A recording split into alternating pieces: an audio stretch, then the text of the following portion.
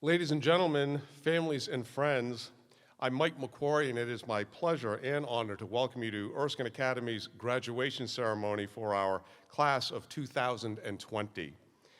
Extraordinary circumstances and our concern for public health and safety have received our careful presentation of this graduation celebration that is comprised of 12 separate advisee group ceremonies and combines virtual, pre-recorded, and live components to be compiled on a video to make available to seniors and their families as soon as it's produced. We ask for your understanding and cooperation with our ambitious production by adhering to our schedule, our gathering of no more than 50 people in one area, and our physical distancing of 6 to 10 feet at all times. We ask that you please wear a mask when not seated and do not move chairs from their set positions. Our schedule is strict so that high-touch areas are sanitized between sessions. And Erskine staff is present today in minimal number so that we can maximize public participation while following safety guidelines prescribed by the Maine Center for Disease Control. Again, thank you for your understanding and attendance here today. Enjoy. Ladies and gentlemen, good afternoon.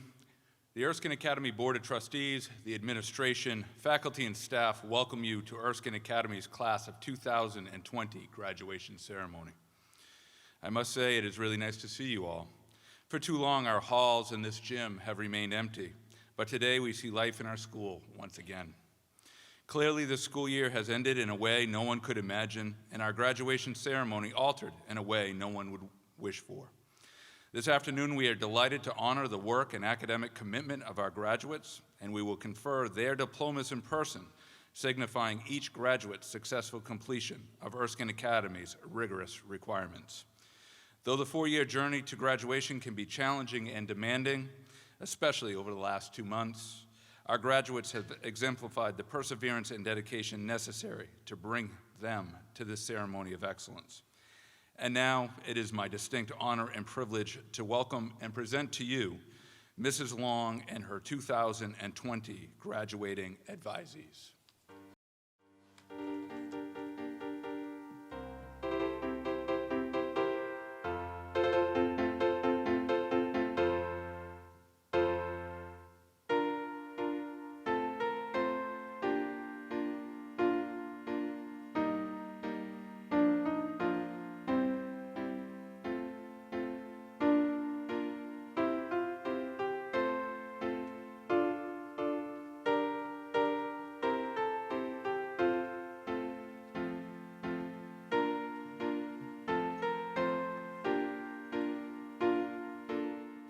And now, it is my distinct honor and privilege to welcome and present to you Ms. Clark and her 2020 graduating advisees.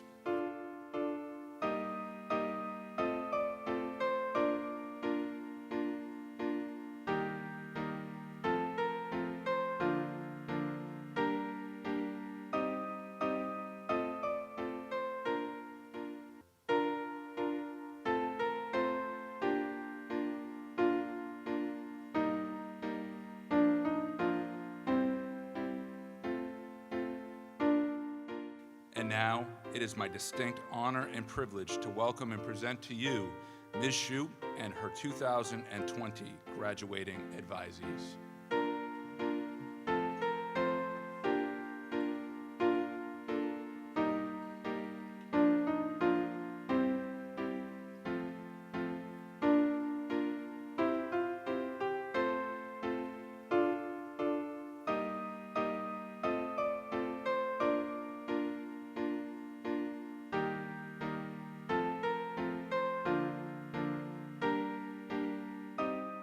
And now, it is my distinct honor and privilege to welcome and present to you Ms. Tibbetts and her 2020 graduating advisees.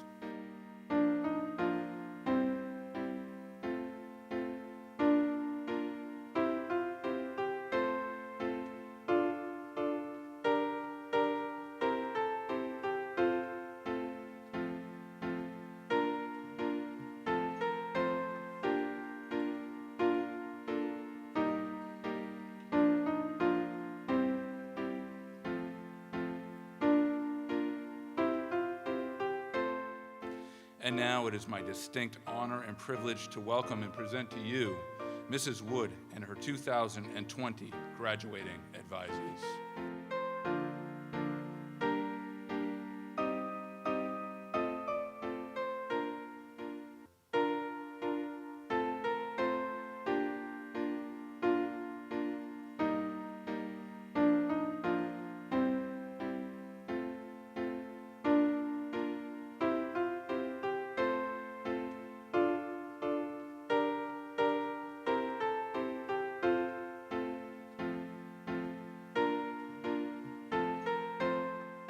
And now it is my distinct honor and privilege to welcome and present to you Ms. Chadwick and her 2020 graduating advisees.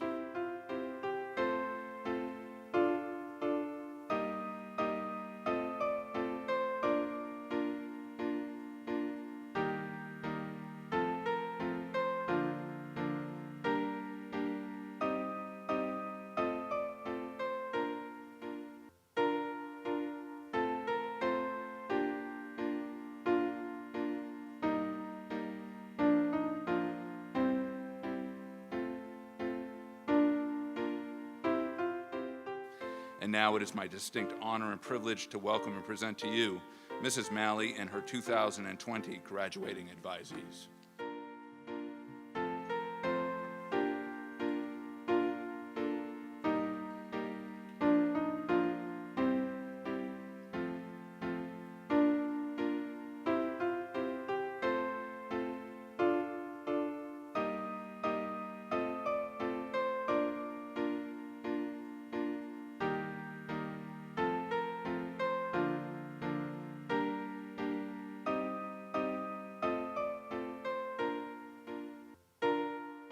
And now it is my distinct honor and privilege to welcome and present to you Mrs. Dale and her 2020 graduating advisees.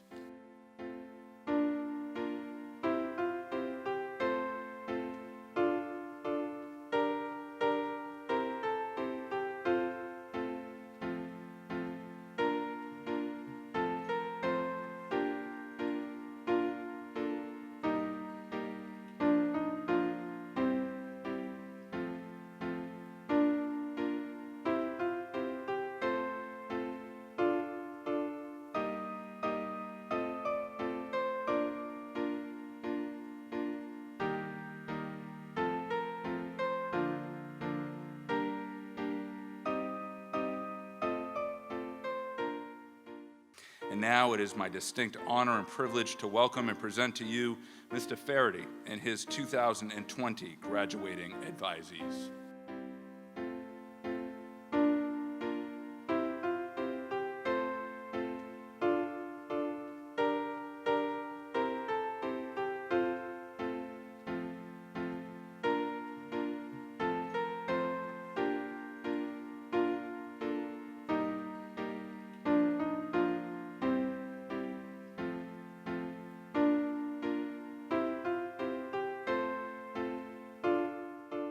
And now it is my distinct honor and privilege to welcome and present to you Mrs. Porter and her 2020 graduating advisees.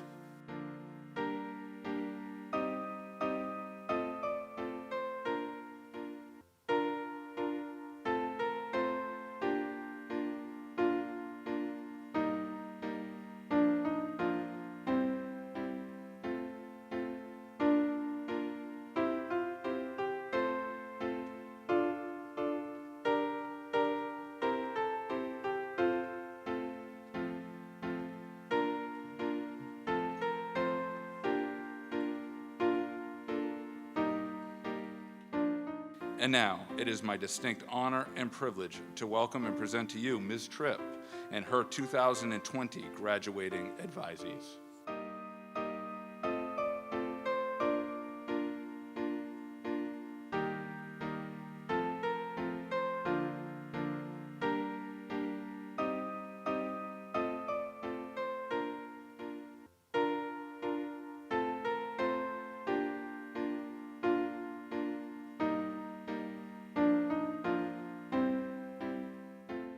And now it is my distinct honor and privilege to welcome and present to you Mr. Bailey and his 2020 graduating advisees.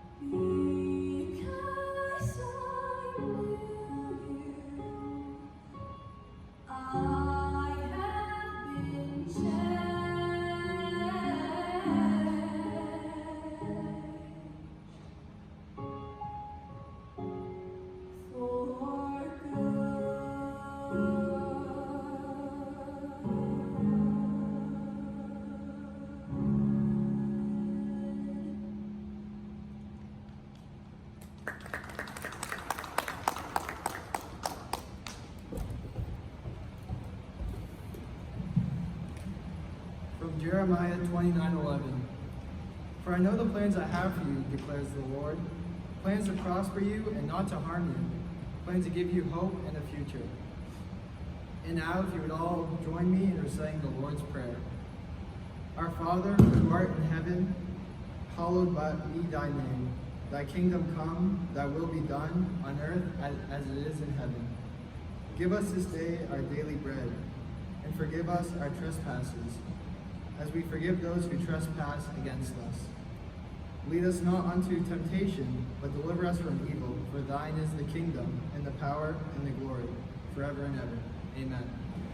In a world continually growing in technology and complexity, I find respite when I give my time and attention to the simple things in life. Simplicity can be found in nature, in the love shared with family and friends, in the stillness of silence, or in the unbridled laughter of children. I give attention to these things because they bring me ease and joy into my life. The challenges of day-to-day responsibilities and commitments can make anyone feel overwhelmed. Making simplicity a priority in my life helps create balance. When I stay connected to the simple things in life, I feel more relaxed and I am more prepared to do the things I need to do, and I feel in control. Welcome to Baccalaureate 2020. I would ask at this time, if you would, bow your heads in prayer, and we'll pray for the class of 2020. Father in heaven, we just thank you and praise you for opportunity once again to speak at a baccalaureate service, a service that is dedicated to sharing your truth with the next generation of graduates who will leave and go out and make a difference in our world. May you just have freedom to speak and move through your servant today. May you be honored today. In Jesus' name, amen. I'd like to thank this opportunity, our administration, for having given me the freedom to come and do this. It's a privilege to speak for and to the class of 2020 in these extraordinary times. And for Miss Benner for asking. I had a little fun with Miss Benner actually when she had emailed me and asked. I said, no way am I going to be on video on the World Wide Web. And then I did say, sure I will. So I asked her afterwards if she'd had a heart attack. Did she say her heart may have skipped a beat? So here it is, Baccalaureate 2020. In my 32 years here at Erskine Academy, I have never spoken to so few people at Baccalaureate. And quite frankly, I've never had so many consecutive dress-down days. Today broke the trend I've had since March 16th, and it's a warm one. But it's perspective, and that's today. And that's what I'm here to speak with you about today. Our perspective. Class of 2020, you guys are first class. Because you already knew that. So what does first class mean? What am I talking about? Well, you're the first class to experience distance learning from Erskine Academy. You're the first class to ever graduate in the intimacy of your advising group. And you're also the first class ever to pull off a 2-month school-wide senior skip day. That's impressive. And you're not going to be punished for it. Perspective. Those things are full of perspective. Now, I'm not here to discount the disappointment that you are experiencing during this time. This isn't the year you envisioned how you wanted it to end, watching Baccalaureate on your Facebook. Your year has taken a hard right turn after the second trimester, but you know what? Life tends to do that. So you're getting a little practice with disappointment. Now, people do feel sorry for you and sad about the facts, and they lament that you will not have graduation like everybody else. However, you are experiencing graduation like nobody else from Erskine Academy. So disappointment, it's a God-given emotion. He wired us that way, with many feelings and emotions. But it's how you deal with this disappointment that is going to define you. So what is baccalaureate anyway? Well, it's an opportunity, and it's an age-long tradition for someone, usually a pastor, to come forward and open God's Word. I am no pastor. but I have opportunity to open God's Word, a Word that I believe to be true, and share some truths from it with you. Take it for what it's worth, but God's Word speaks abundantly to disappointed and upset folks. It's filled with tough times and godly wisdom to navigate those tough times. And it's also interesting, anytime you want to watch people take a real interest in the tops of their shoes, talk about God. Jeremiah 29, as Ricky has already read, verse 11, but I want to give you a little backdrop about the author. Jeremiah, this is his a 40-year ministry that he had, and his call from God was to go to the children of Israel who were in captivity again, and he was to encourage them, but he was also there to correct them because they had fallen into following idols and had forgotten their God. So he had a tough job, and he had lots of hurdles to get over. So let me just back up a little bit and read verses 10 in Jeremiah 29 and take you through verse 13. Give you a little bit more than just verse 11. For thus says the Lord, after 70 years are completed at Babylon, Babylon is where the Israelites were being held captive, I will visit you and perform my good word towards you and cause you to return to this place. So he's got a promise to these folks. And then he goes on to tell them, what is his promise? For I know the thoughts that I have towards you, says the Lord, thoughts of peace and not evil. He wants people to live in peace and harmony, to give you a future and a hope. He's not going to wipe them from the planet. He's going to use them to further what he has to say. Then he goes on to say in verse 12, then you will call upon me and go and pray to me, and I will listen to you, and you will seek me and find me when you search me with your whole heart. What a promise for the children of Israel. But we can take it and apply it today to 2020. We have an empty gymnasium. Well, all except for the 6 folks who are here enduring the message. But we have opportunities to use disappointment as something to strive for a future that is filled with hope. Without disappointment, how do we understand success and excitement and happiness? So it's perspective. So let me ask you this question. As I was thinking about this, is it okay? So why did God do this? And then I was reminded of my favorite psalm, and it's in Psalm 39. I want to read this to you because I hope this also encourages you that it's not by accident that you are here at this time in this place. 2020 is your year. There's a reason God allowed your class to endure what you are enduring, the disappointments. And it's found in verse 13 to 16 in Psalm 139. And it says this, For you formed, and this is David, King David writing the psalm, and he says to God, you formed my inward parts. You covered me in my mother's womb.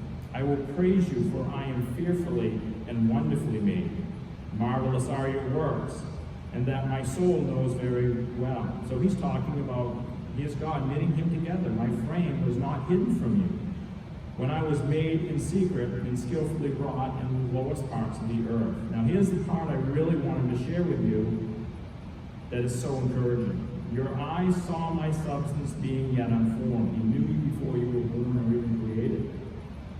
And in your book they were written. What were written? The days fashioned for me when yet there were none of them. This didn't take God by surprise. He had you scripted for 2020 because you could handle it. And you were going to carry that light for folks. He created each of you for a specific purpose. He knows the days for you because he's written them. Some people think of God as some cosmic killjoy. Some even think he's a supernatural Santa Claus. We just go to God when we want something and we hope he answers. And that's not true. He's just righteous, and it's hard to put God into words. But I can assure you of this. He knew that this disappointing time was coming. This hard time was coming for you in one of the pinnacles of your lives. And He has preserved his word throughout time to give us and to give you some encouragement and some guidance in how we navigate this. And I will finish with this. It's in Galatians. And I had shared this with our staff, and I think I shared it with the administration during the early times of being home. The book of Galatians is written by Paul the Apostle, and this is hundreds of years after the scripture I have just read to you. This is after Christ has been crucified and risen and gone back to heaven. And now Paul is the apostle. He's writing to the church in Galatia. Chapter 6, verses 7 through 10, he says this. Do not be deceived, God is not mocked. For whatever a man sows, that he also reap. For he who sows to his flesh will of the flesh reap corruption. But he who sows to the Spirit will of the Spirit reap everlasting life. And let us not grow weary while doing good, for in due season we shall reap if we do not lose heart. Therefore, as we have opportunity, let us do good to all, especially to those of the household of faith. So what is Paul saying here to this group? Again, a wayward people who were just kind of trying to find their way in a time that wasn't going on as it was supposed to. Sound familiar? Here we are sitting in an empty gymnasium, again except for the 6 people watching, not celebrating senior week as we had hoped, but it is your senior week. And again, what is the wisdom that God shares from his word? He says, first of all, as you sow, whatever man sows, that's what he's going to reap. Okay, whatever we plant, whatever we invest our time in, whatever we invest our energy in, that's what we can expect to get back. I know Mr. Foster's going to play golf today, or he hopes to. And he's investing some time hoping to get better at golf. I'm assuming no one wants to go out on the golf course and play a lot to continue to stink, right? So let's look at what's happening with our class, with your class, the class of 2001. You have an opportunity here to make a choice. You can reap to the flesh by wallowing in self-pity, disappointment, and woe is me, and walk around like Eeyore and be filled with sorrow and bitterness. Or you can be the class who can say, hey, we got to be the only class to do these things, as we mentioned before, and so much more. And your attitude and the manner in which you go about that with positive encouragement for those around you speaks highly of you. If you sow to the Spirit, as it says here, you will see things from God's perspective. And that's the perspective that will help you carry on through, not only this time, there are going to be more disappointments. I hate to be the bearer of bad news, but more disappointments as your life continues. So press on, because he goes on to say, don't grow weary. Don't get worn down. Yes, things are going to be hard, but there are also going to be things that are going to be good and celebratory. But right now, it's kind of bittersweet. And it would have been anyway for some, graduating and leaving someplace they've been so used to for 4 years, and in a routine they've been so accustomed to for at least 13. So press on. Don't be defeated. Don't get worn down. He says what? In verse 9. And let us not grow weary while what? Doing good. Do well. Do good. Why? So we can bless those around us. So look for opportunities to bless others today. Instead of letting ourselves grumble about what isn't or what wasn't, or what we didn't get to do, remember, you are first class. Following after God doesn't always make life easy, but it certainly makes it doable, especially in these disappointing times. So finally, the benediction. And the benediction comes from Numbers, and it's when again Israel is wandering around in the wilderness, and God is trying to bring them home, and he says to Moses, tell Aaron to bless my people. And this is the benediction and the blessing which Aaron spoke to the Israelites, and I would share with your class today. The Lord bless you and keep you. The Lord make his face to shine upon you and be gracious to you. The Lord lift up his countenance upon you and give you peace. May God bless the class of 2020 today, senior week, and for many, many years to come. Amen.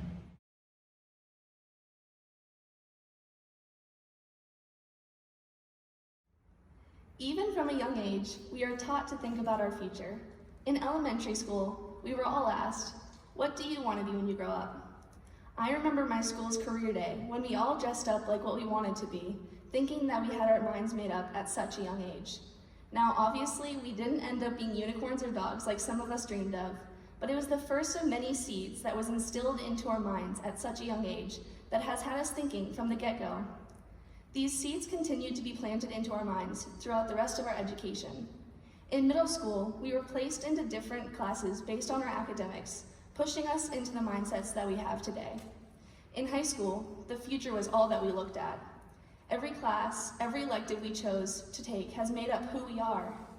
Now, of course, we aren't taking classes to become the best unicorn, but at least it has created the fundamentals for how we have decided to set up our future. Some of us believe that we have chosen our futures, and some of us haven't. Tomorrow is never a given. We have no idea what's actually going to happen tomorrow, but that is never a reason to not push for what we want. Whether that is finding our college, figuring out where in the workforce we're going to be, or choosing to join the military, this is our moment to show the world once again who we are. Even if some of us have not exactly figured out what our steps are going to be, at least we have had our past to build up the kinds of things that we have come to enjoy. Later, we will all realize just how much our past has created our future. In January, our world faced something that we never could have imagined that would cause our whole lives to upturn.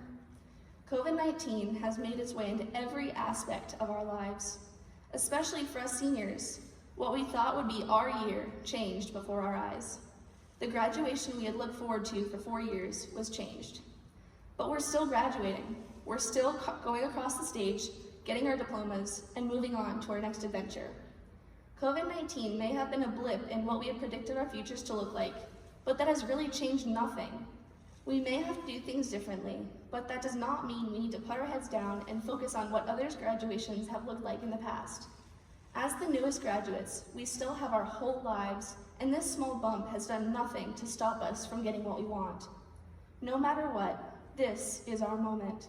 The future is in our hands. We are the next generation, creating a new world that even our parents never could have imagined. The world is depending on our minds.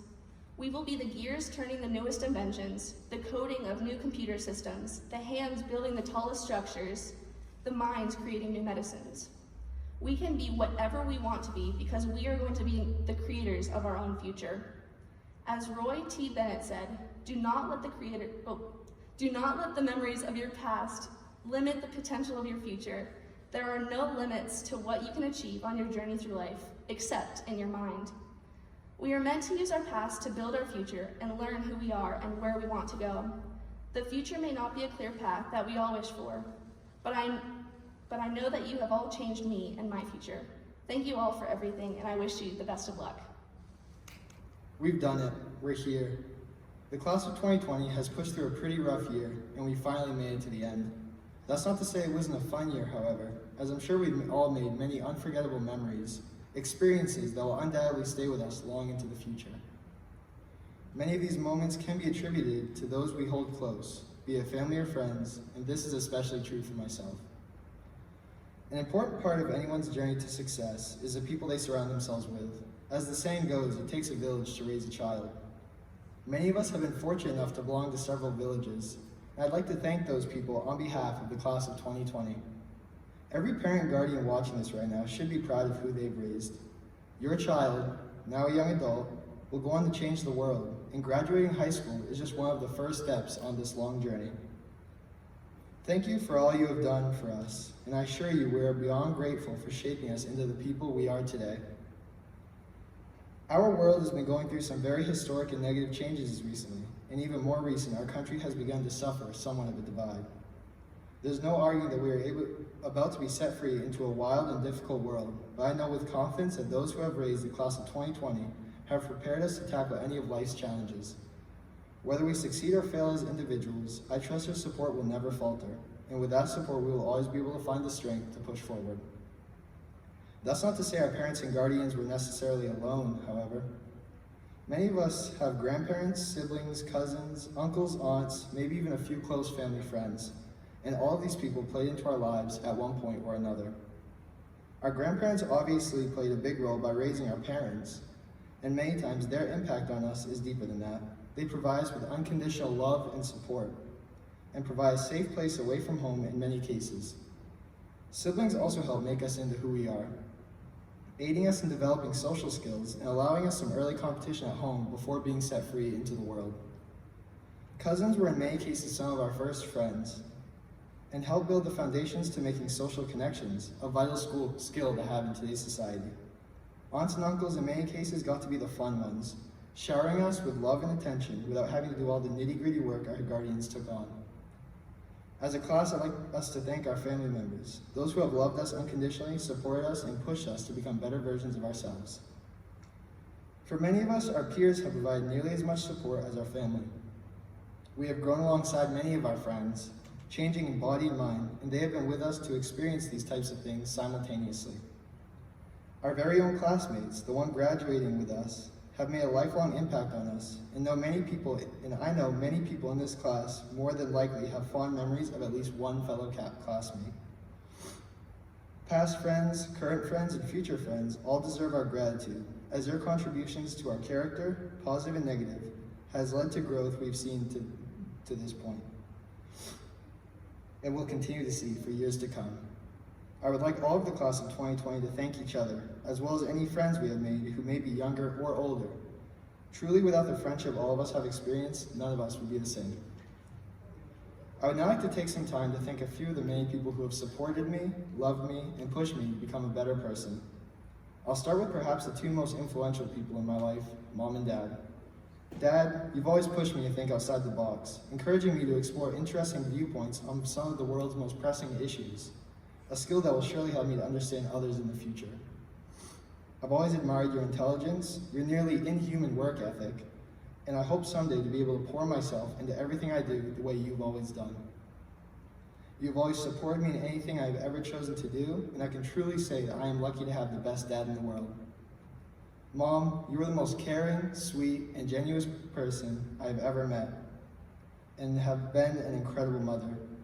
You have always encouraged me to be empathetic, and I can only hope I have inherited enough of your sparkling personality to be half as kind and loving as you are. In fact, many of my peers who have met you even say you're cooler than me, a fact I don't doubt. You, much like Dad, have always believed in me to become something great, and for that, as well as so many other reasons, I love you both.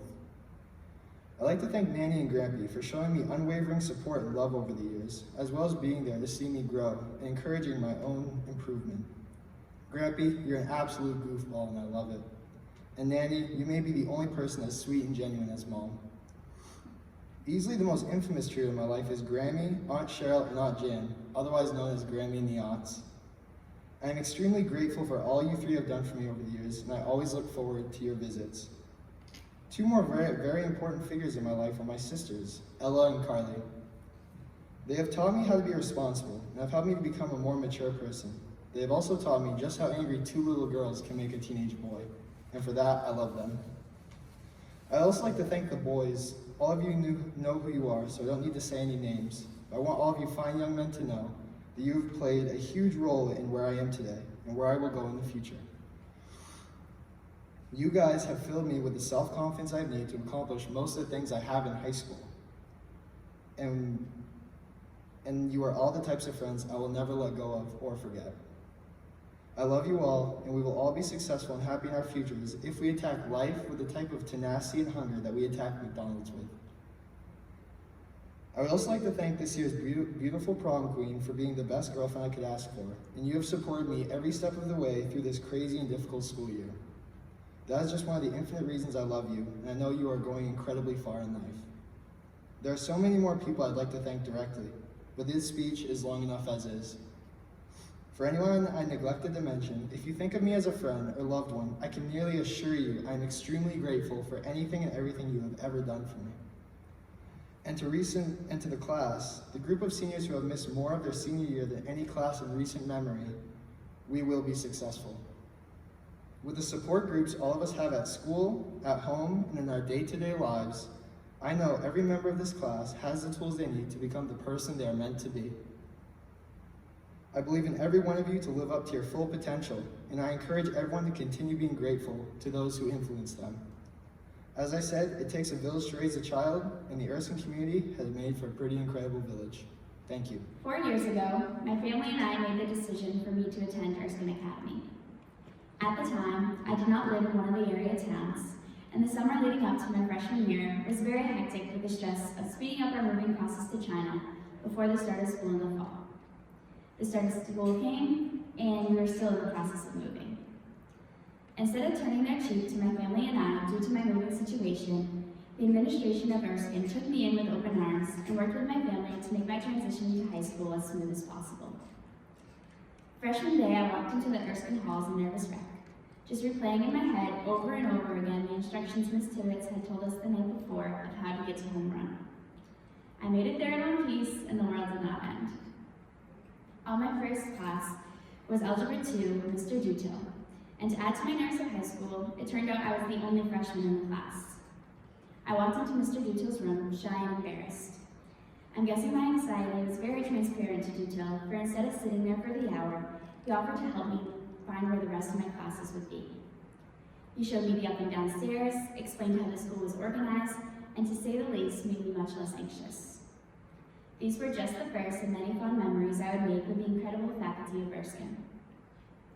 Looking back at the past 4 years, I could not be more grateful for the amazing community of faculty and staff that have not only helped me intellectually, but also helped me grow from that shy, nervous freshman girl into the confident leader I now feel myself to be.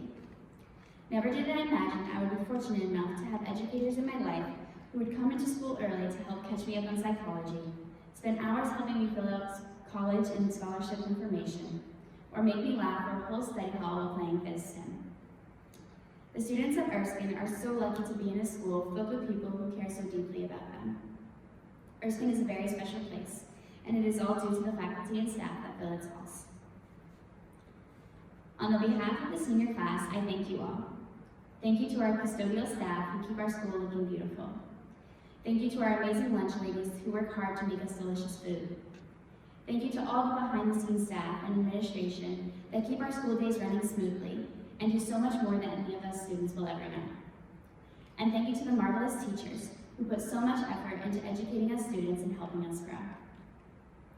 While writing this speech, I came across this quote: "A truly great mentor is hard to find, difficult to part with, and impossible to forget." The faculty and staff at Erskine are unbeatable, and although saying goodbye after these past 4 years with so many wonderful adults supporting me is difficult, I will absolutely never forget all each of you has done for me and the special place you hold in my heart. Thank you for everything you have done for us seniors. We couldn't be where we are without you.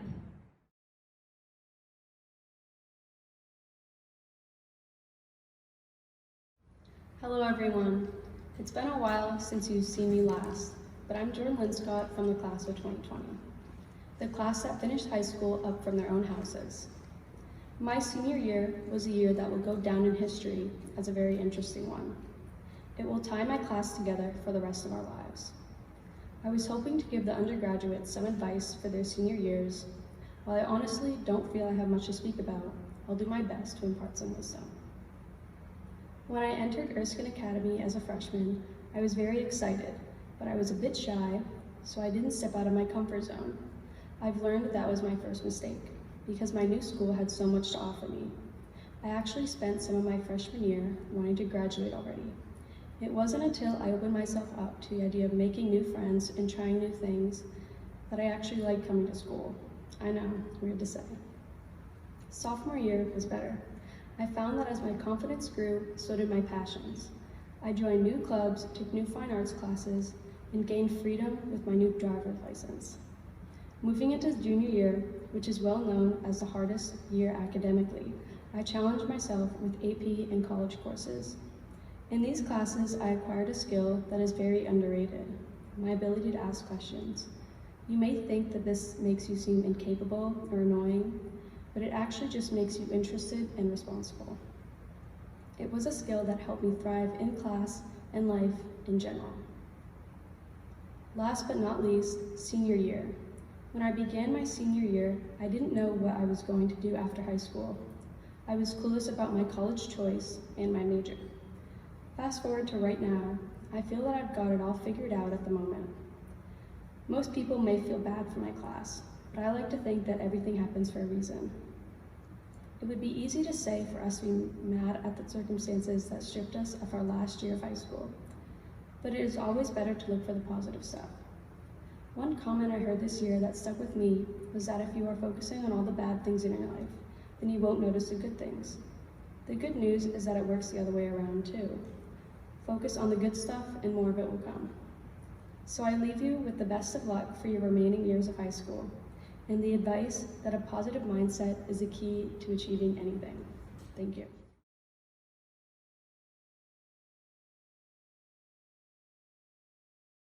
I have a feeling that comes and goes in waves, but when I need it the most, it's there. I should have felt this feeling from day one, at age 0, but it wasn't until I got to Erskine when it really kicked in. Before high school started, there was preseason. For anyone who doesn't know me, I am a soccer player. And as you can tell by my complexion, sunscreen is my best friend. For the first time, I walked onto the freshly cut green grass. I looked at my future teammates, I smelt the white spray paint, and I heard conversations about being excited and about being scared. The feeling I was looking for wasn't there. I was terrified. Given by all of my efforts, I made the varsity team and have been there each fall ever since. Although this accomplishment was very exciting, it wasn't easy being a freshman with no muscle foundation at a varsity level. I got pushed around, fell to the ground, and couldn't compete in a one-on-one against my opponent. I was still missing that feeling. Then, sophomore preseason came, and this time, I knew what I was getting into. A conditioning crash course called Coach Nord's Trials. After meeting the varsity standards once again, I advanced further into the ranks and became a starter. The feeling I was searching for was starting to surface. Now before I go any further, the feeling I was looking for wasn't feeling accomplished or proud. It goes deeper than that. Fast forward to this past season, my senior year, this feeling couldn't have been more obvious. I wasn't falling down or getting pushed in every direction. I stood tall and strong against my opponents. I became the one knocking them down, mostly on accident, but I'll admit some deserved it. I continued to keep my starter status. I was strong enough to compete in 80-minute games, sometimes longer, without substitution. This feeling was what kept me going. Each free kick I took, I knew where the ball was going to land. I knew that if the team put their hearts and souls into every game, we would make it to the playoffs. And I knew that if we worked as a team, we would get there. But if we go back to my freshman year, I never expected to receive all the awards that I have collected. Through my team's support and my coach's guidance, the feeling I needed to complete the puzzle was confidence. Confidence in my team, in myself, and in the sport that I love. I wouldn't have earned any of those awards if I never felt confident. I would have continued to get pushed down and walked on, but instead, I got back up and fought. Name any Olympic athlete who has won several gold medals and tell me that they weren't confident in what they did. I only bring out my personal success because when I think of the class of 2020, I see confidence all over. Confident athletes, confident students, and overall confident people. Whether we can nail a major role in drama, be the best in our class, or simply get a 100 on a test we studied so hard for, as seniors, we are all confident in what we do. Each of us have our own specialty we are confident in, and as we finish our final chapter in high school, we prepare to showcase that confidence to the whole world. As some of us pursue college-level sports or higher-level education to become doctors or lawyers, or as we commit to being the best we can in a specific trade, like an electrician or a construction worker, We are getting ready to prove why we deserve to become the person we want to be. I don't see it as being cocky or arrogant. I see it as an opportunity to be who we always dreamt of being. An opportunity to display all our hard work that we have done, and an opportunity to be proud of all the time and effort we have put into the last 4 years of our lives. Whether our goals were set at the age of 5, or whether we decided on our future during the first trimester of our senior year, we now have a path to follow. If I describe the past few months, we can all agree they have been anything but normal. But because of this feeling of confidence, we have still made it to the finish line. We are still graduating, and we are still getting our diplomas. Amongst several class accomplishments already, like Winter Carnival and winning the WGME School Spirit Challenge twice, we are still confident, and that's all that matters. Now, I promised Tristan Kamensky I would finish my speech off strong, so here it goes. Confidence will always play a part in your success, and that's what's up. Thank you. Right now, we are facing scary and uncertain times. Everything feels as though it's changed at the drop of a hat.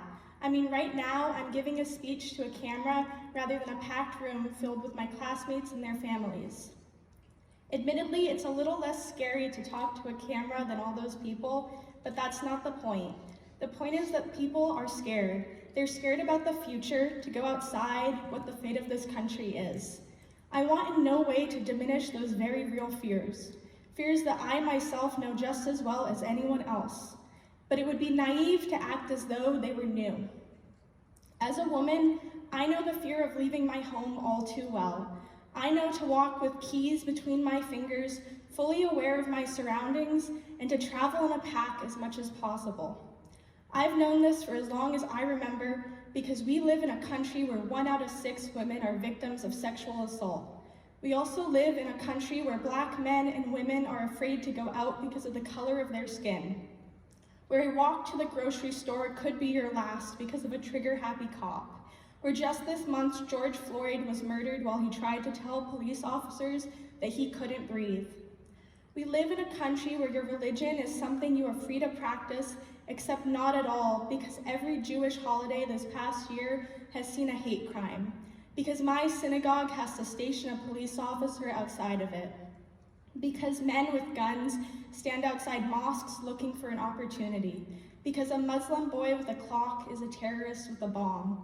Many times over the course of this pandemic, I have seen people express shock that the US government could wrongfully handle this pandemic, that they could ignore it and be so very unprepared. It took 4 years for former President Ronald Reagan to recognize the AIDS epidemic. By that point, over 16,000 Americans had or had died from the disease. AIDS disproportionately affected and continues to affect gay, Black, and Latino men.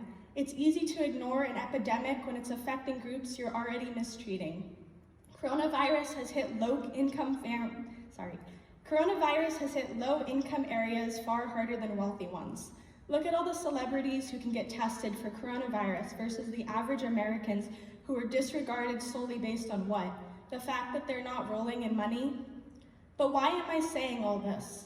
So far, I've stood up here and listed all the awful things that are happening in current times, all the things that spread uncertainty and fear. Right now, more than ever, we need to come together, not with thoughts and prayers, as so many shallow politicians have been saying. We, as high schoolers living in a time when school shootings happen what feels like every week, know this more than ever. No, not with thoughts and prayers, but with action and change. We are the next generation, and I know so many of you are destined for great things. Do not feel beaten down by the world. That's letting it win. We have progressed so far, but we have a long way to go. I believe each and every member of this graduating class has the possibility to help further bring progress and a better and safer tomorrow. Hello everyone. I hope you're all doing well. The world has been in a crazy state for the past few months. While the entire world has gone through the consequences of the virus, high school seniors like us have been especially affected. Nobody could have predicted that graduation would go like this, but here we are, and we've got to make the best of it and enjoy what we do have. First, I'd like to say congratulations to all of you for successfully completing high school. It took a lot of time and effort, dealing with and overcoming many challenges, anxieties, and stressors, but we made it, with many other accomplishments along the way. However, this is not the end. Next comes college, jobs, and living independently, possibly leading to new families. This is the end of one chapter, but also the beginning of another. Good luck to everyone with your future plans. I hope it all goes well. I'd also like to thank all the teachers and faculty of Erskine Academy, as well as all the parents and family members of the students, and even the friends we've made along the way. All of you have tremendously helped us go through our high school career. You taught us everything we know. You helped us when we needed it. You kept us going when things got stressful, and you helped make things easier and more enjoyable. Even our own pets have helped us get through some hard times. Who knows where we'd be without all of you. Personally, I'd like to thank Mr. Faraday for helping me throughout all 4 years of high school, academically as well as personally. I'd also like to thank Mr. Nord and Mrs. Stevenson, and also my Scoutmaster, Mr. Adams, Mr. Maxwell, and the other teachers at China Middle School, my friends and classmates, and of course my parents for helping me and supporting me so much along the way. Everyone deserves to be personally thanked, and I wish I could, but there are just too many people to name in this amount of time. Our entire communities are helping us through our lives, whether we recognize it or not. My community has helped me go from not saying a word to anyone in 6th grade to being able to do things like this today. Nobody who knew me then would ever have predicted that I'd ever give a speech like this, but with their help, here I am, and I am very grateful. Now, as we all go on our separate paths through life, moving to wherever we choose, while some of us may stay together, we won't all be together anymore, physically anyway, but we will always remember at least some of the memories we've made here together throughout the past 4 years, or maybe even longer. Keep in touch with one another. Who knows if and when we'll meet again. Even when things seem to be falling apart, like they have been in the past few months, we should still try to enjoy life and make the best of and be happy with what we are given. We are still luckier than so many other people in the world. We should be nice to people and keep persevering. Things will always get better, and the people you meet and become friends with along the way will help you through it. Living environmentally friendly and looking out for everything and everyone on our earth is a great way to help make things better. I strongly urge all of you to really think about how the environment will be affected when you make certain decisions. Be aware of the consequences of your actions and know what really goes into and comes out of the things you buy and use. Things like plastic never go away, and a lot of it gets only a few minutes of use. Put the earth first. We only have one, and we shouldn't destroy it. For the underclassmen, keep working hard. You'll make it soon enough, and the time will go by faster than you think. Before you know it, you'll be done. Your time and effort will pay off. Enjoy it, and make good friends and memories along the way. Good luck to you all, and thanks again to everyone who has helped any of us in any way throughout our lives. Thank you. On August 28, 1963, at the Lincoln Memorial, in front of 250,000 people, Martin Luther King Jr. delivered his memorable I Have a Dream speech. Amidst his life full of courageous acts, this speech has stood out for decades. But why? Not only did it take courage for him to stand up and give his speech, but he also encouraged thousands of people to find their own courage and stand up with him to help make his dream come true. I used to think of courage as an unreachable virtue that only a lucky few could really attain. Those who, like Martin Luther King Jr., hold rallies, give speeches, and display great fortitude and strength were generally, and rightfully so, the people who came to the forefront of my mind when presented with the idea of courage. Far too often, I glanced over the people who King spoke to that day. The people who went to listen to his speech, heard what he said, and made their own changes in their own lives. They too were filled with courage. However, I didn't see their specific actions on the news or read about them in books. It was the lack of visibility and my lack of understanding that always made me think of courage as unattainable and wonder how people became so fearless. That was until 6th grade, when I found the following quote by Nelson Mandela. "I have learned that courage is not the absence of fear, but rather the triumph over it. The brave man is not he who does not feel afraid, but he who conquers that fear." At first, I thought that this was only an eloquent way to describe what I already knew to be courage. However, the quote has stuck with me and changed my view of courage significantly. Instead of looking at the people who I read about in the history books as without fear or remarkably different from myself, I began to see that people like Dr. Martin Luther King Jr. and Nelson Mandela felt huge amounts of fear, but were able to overcome that fear in order to do something phenomenal.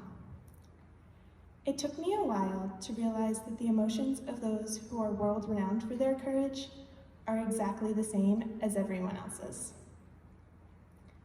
Once I realized this, I quickly began to see that their courage is not unmatched by every person I see. Although they didn't run the campaigns, every person who attended Martin Luther King Jr.'s speeches had courage. Although we don't know their names, the approximately 60,000 people who walked with Gandhi on his Salt March had courage.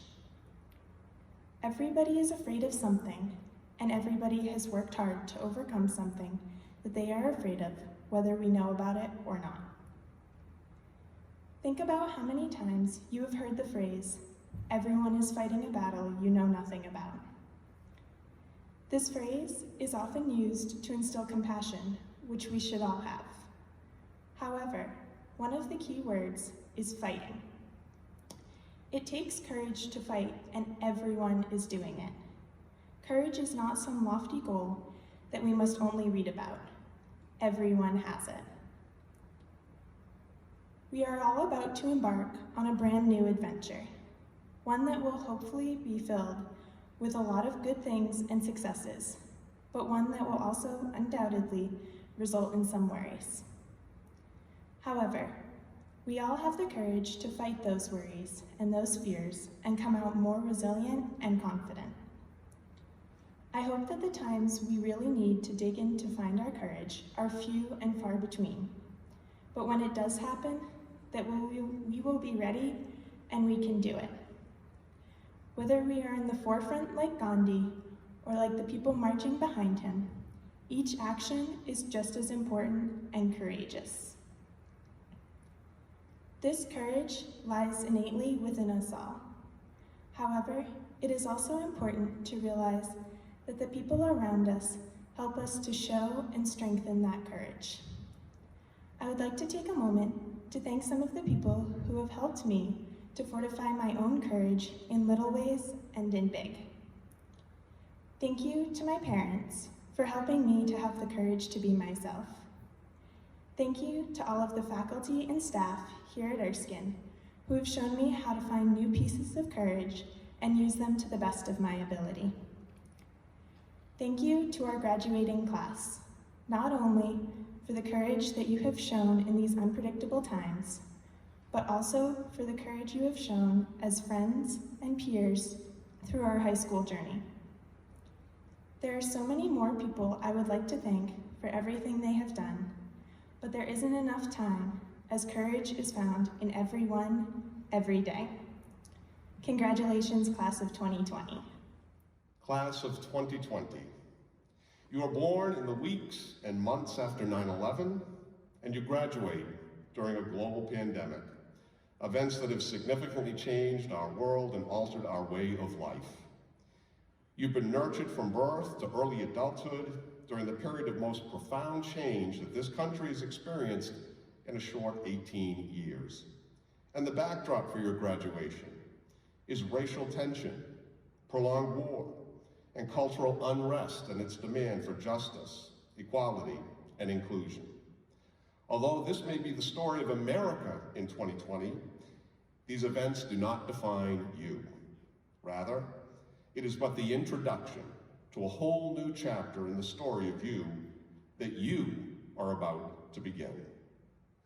The graduation season presents an opportunity to take stock of who and where you are now, and who and what you wish to become.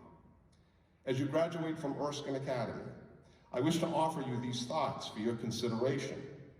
Some you may have heard from me before, repeated not because I lack creativity necessarily, but because what you will hear from me, a final lesson taught to you while at Erskine Academy, so to speak, these principles collectively have become my cause, my mission, my motivation for working in education in the first place and now. And so they're highly personal to me. Most of what I have to say is on a related theme, and some is common sense that bears repeating. With respect to my beliefs about life, I like that I'm simple. Please don't think or let others say that you've learned nothing in the last trimester of your senior year when we were forced to dramatically revise your formal educational program. Here's a lesson that you learned far sooner than most previous generations. In your post-Erskine world, you will be exposed to increased challenges, uncertainties, and more varied experiences. Change is constant, dramatic, inevitable, unavoidable, and most often, messy. But also most often, and given the passage of time, good is usually the outcome. Even a butterfly had to spend some time as a worm. Your attitude toward life and the strength of your character and self-image could be the key element in helping to meet these situations successfully. So make your self-image strong and one with which you are able to live. In these last few months of your senior year, you gave up a lot, but you learned this lesson too. Life is not all about you, and that we are truly codependent, interdependent on one another, particularly with respect to our safety, health, and well-being. At an early age, you now know the importance of touch, closeness, and face-to-face interactions. Living in 2020 pressed you to accept sooner than others that life is not all about you. This realization is painful, unfair, unwanted, and as disruptive to your life that the lesson may have been, brings you closer to being truly alive. And when life is not about you, it will likely be more about how you are with others. Life isn't about existing. That's easy. I'm doing it right now, existing in place with no exertion. Life is about engaging, and engaging takes effort. Meet others, all others then, with an open mind and heart. And although it won't always be about you, it will always be up to you to become a better person or not. Open your eyes, ears, minds, and hearts, and you become more human and humane, which are arguably good things to become. Always demand a great deal from yourself and be humble whenever you experience success, and I hope you have tons of success. But be gracious when you taste failure, as you most assuredly will. Success, though, will be flat and unfulfilling until you recognize that individual success and social responsibility can and should go together. The sooner you make that connection, the better. Don't just choose a career, choose a cause. Causes are our way to effect a change in the dark and unpleasant side of our human existence and our world. There are many causes to go around. Pick up a paper, watch the news, do a search, and you'll find one easy enough, and they could all use a little bit of you. Be active participants in your life. Pursue your passion. Make and take the opportunities that are right and rewarding for you. You know, it strikes me that there are two essential questions at the end of the spectrum of life, from where you sit, ready to graduate, and where people like me at age 50 plus are on life's course. It's your stage of life. The question is, what do you want out of life? At mine, the question is, did you get what you wanted out of life? You hear the difference. What do you want out of life? Did you get what you wanted out of life? For all of you, my wish is that when you are at my age of 50 plus and much, much older, your answer to that question is a reflexive, simple yes. I got what I wanted out of life. And this will be so for you, provided that now, while still in your youth, you begin asking and answering that question for yourself. What do you want out of life? And then make it so. To be clear, I didn't ask what you wanted to do with your life, or what do you want to be now that you're all grown up.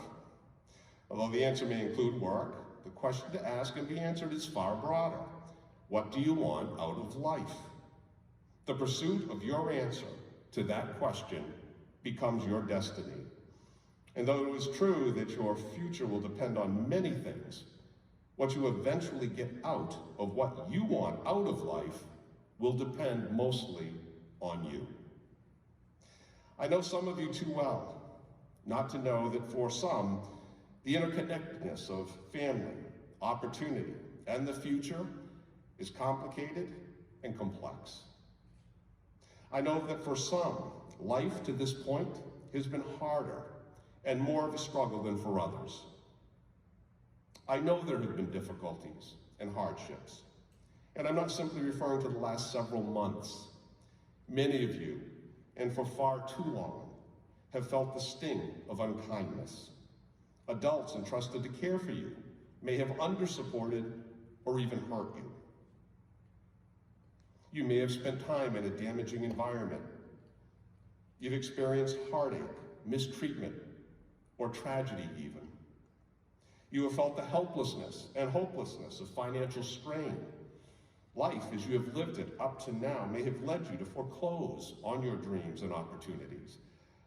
I want to acknowledge the challenges of your lives and to honor you because of them. I know you too well to not know that it has not been easy so far for the whole of you, and want to give you hope, encouragement, and support. Pain and disappointment, as much as I want none of that for any of you, I would inoculate you from these if I could. But these, along with joy and satisfaction, do inevitably make up a full life.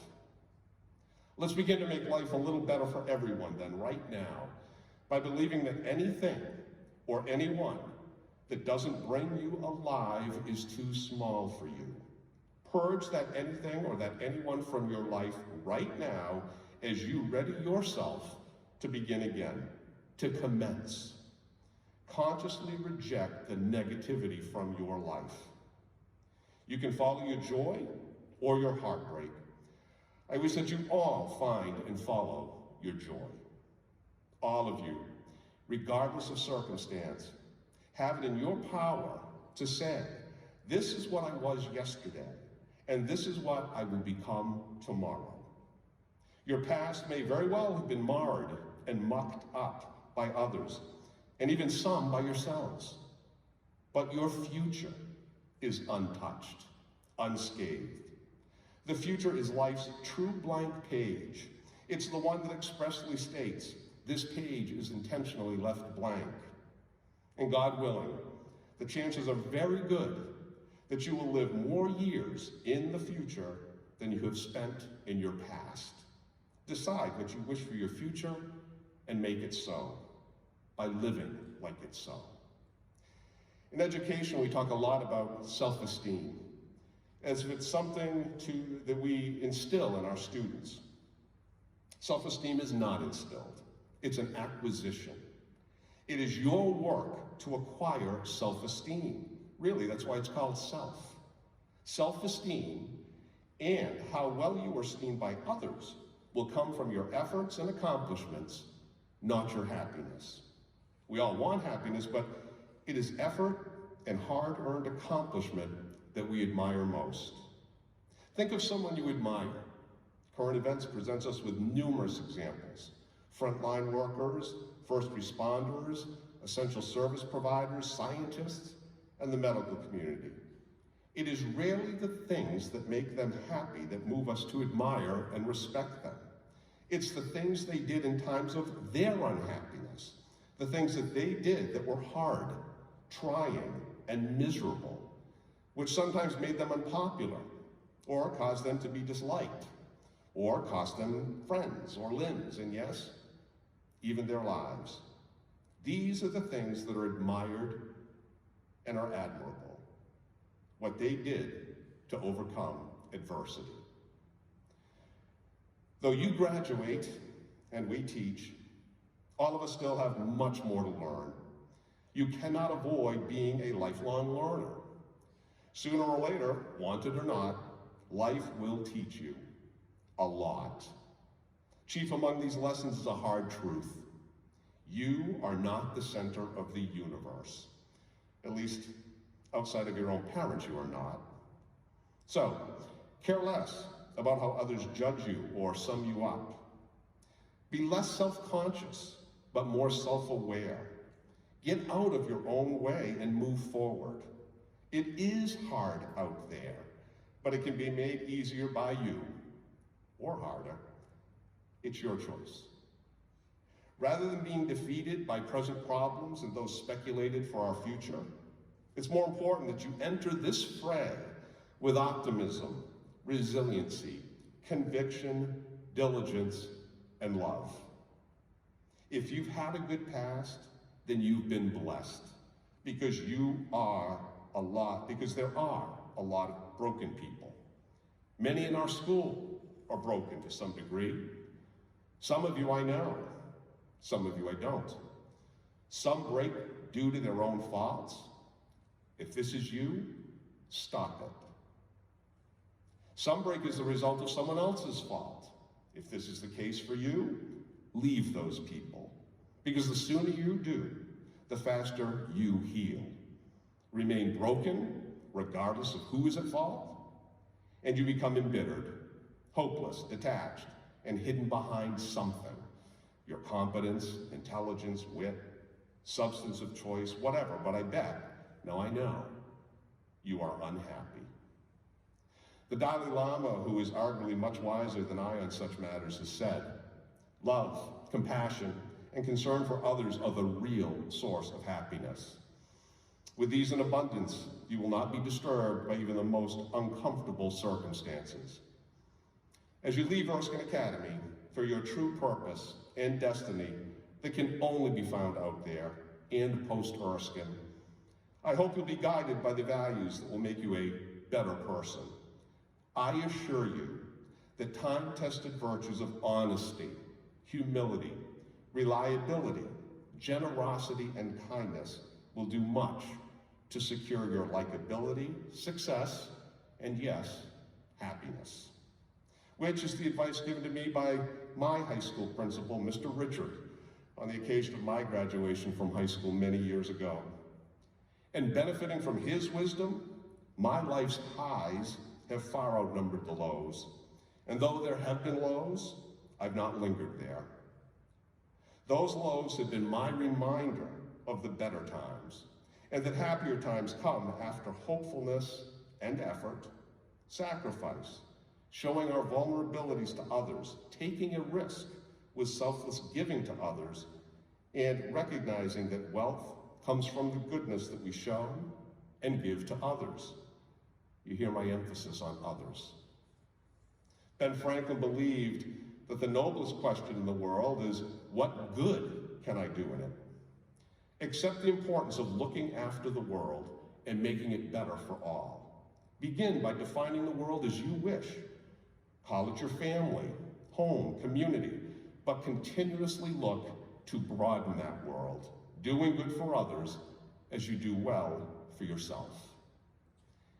As you leave Erskine Academy and head into a community, state, nation, and world that desperately need you, I join with your teachers and administrators in wishing you adventures over your lifetime that will bring you purpose and fulfillment. We hope that the experiences you've had and the people you've encountered here have inspired you to bring goodness to the people you will be caring about in the future. Every day that you go out into this world and live as well as you can is a tribute to your family, teachers, and school, and the happiness that we want for you. May you have the benefit of good health, enduring friendships, prosperity, happiness, and love for all of your days. Class of 2020, you've written a permanent chapter in the history book of Erskine Academy. Above all, graduates, to us, you're the best. By us, you are truly endeared, and you will be sorely missed. We congratulate you, we thank you, we love you. The class of 2020 would like to recognize and thank all of our senior advisors for their guidance, enthusiasm, and support over the last 4 years. We have presented a gift of appreciation to each advisor prior to the start of each graduation ceremony, and each advisor will be leading their group in as part of the processional. At this time, we would like to publicly acknowledge each advisor. A huge thank you to Mr. Mark Bailey, Miss Lynn Chadwick, Miss Kelly Clark, Mrs. Deidre Dale, Mr. David Faraday, Miss Megan Long, Mrs. Roxanne Malley, Mrs. Deanne Porter, Miss Heather Shue, Miss Jen Tibbetts, Miss Holly Tripp, and Mrs. Lynn Wood. Once again, thank you for all you have done for our class. And now to present the class gift, our Vice President, Tori Grass.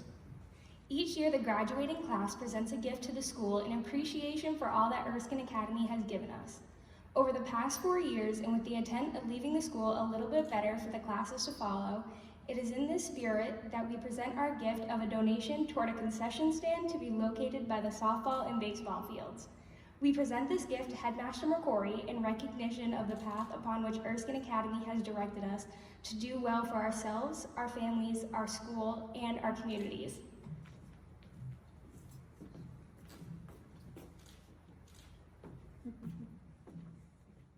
Thank you, Tori and Rick.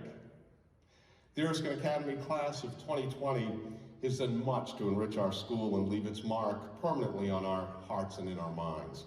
This demonstration of your thoughtfulness, pragmatism, and generosity, contributing funds for a mobile concession stand to be positioned in proximity to our field hockey, baseball, and softball fields, is a practical enhancement to be enjoyed by our visitors and spectators at athletic events.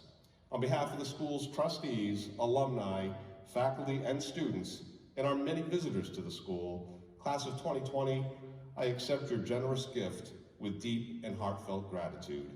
Thank you. Thank you. And now, ladies and gentlemen, the conferring of the diploma, acknowledged today by Headmaster Michael McQuarrie, Associate Headmaster Jamie Soule, and Advisor Megan Long, and presented by the family of the graduate. Attending Kennebec Valley Community College in the Biological Sciences program is Samantha Lynn Kuchar.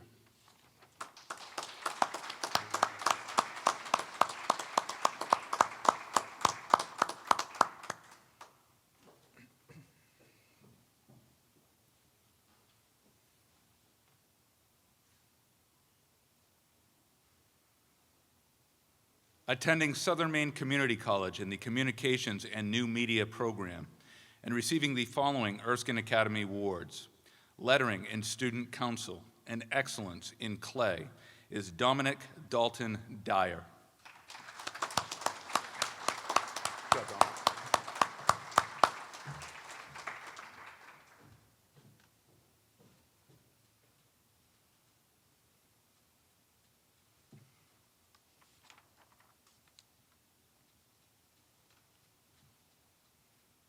Attending the University of Maine at Farmington with an undeclared major and receiving the University of Maine at Farmington Academic Distinction Award, the University of Maine at Farmington Tuition Pledge, and the Erskine Academy Employees Scholarship is Nathan Michael Evans.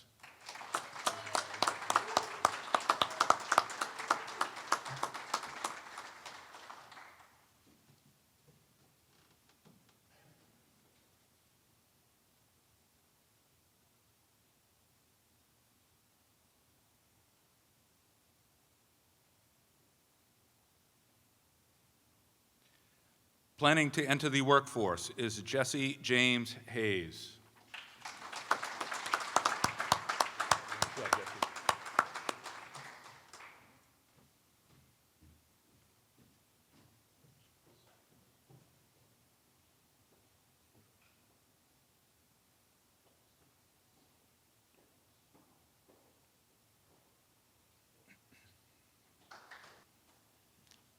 Attending Colby College in the math and dance programs, and receiving the following Erskine Academy Awards: Secretary of the Senior Class, Lettering and Student Council, Outstanding Achievement in Statistics, 4-year Honor Roll, the Maine Principals Award, and earning the distinction of valedictorian for the class of 2020, and also receiving the Erskine Academy Employees Scholarship and the Oak Grove School Howard Bernard Math Scholarship, and on her way to take an AP exam very shortly is Sarah Minster Jarris.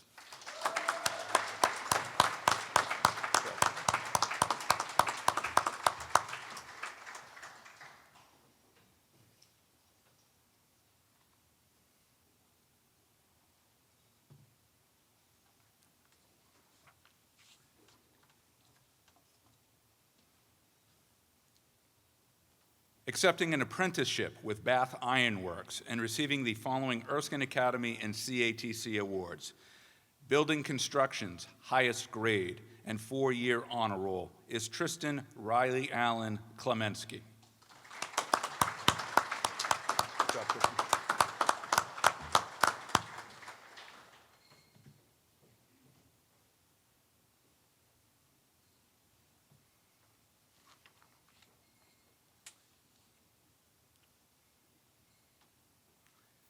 Attending the University of Maine at Farmington in the English program and receiving the following Erskine Academy Awards: Outstanding Achievement in Instrumental, 4-year Honor Roll, and Outstanding Achievement in Creative Writing, and also receiving the Daniel Tibbetts Memorial Scholarship and the National Honor Society Amanda Edwards Memorial Scholarship is Elena Erdine Lee.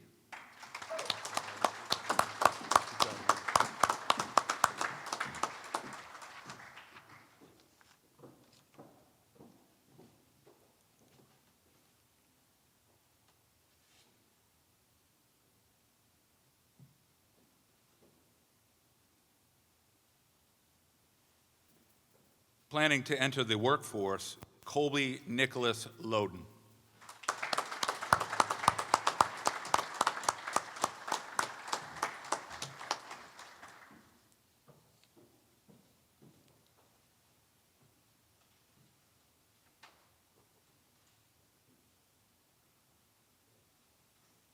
Attending Genesis Healthcare in the Certified Nursing Assistant Program is Lexi Grace Marie Melanson.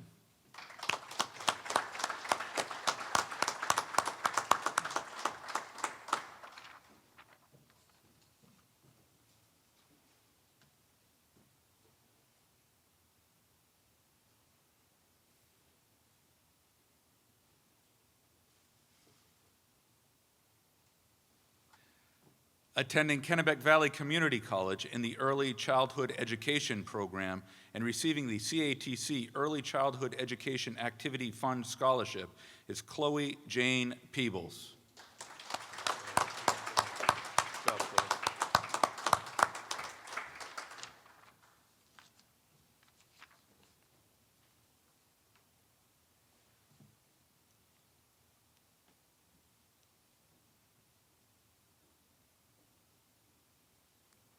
Attending Maine Maritime Academy in the International Business and Logistics Program is Sean Michael Seegers.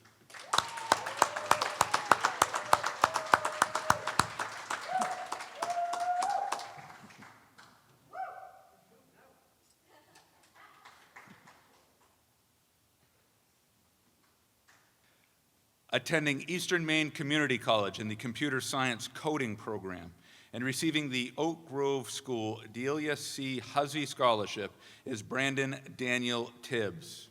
Good job, Tibbs.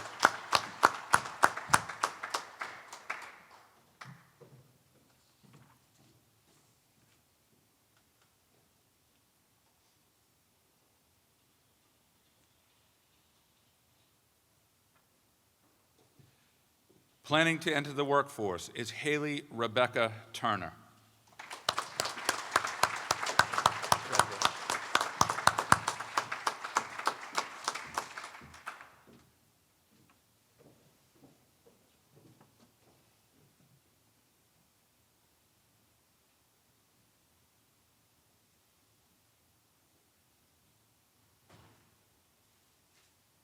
Attending the University of Southern Maine in the Sports Management program is Lucas Vaughn Anderson.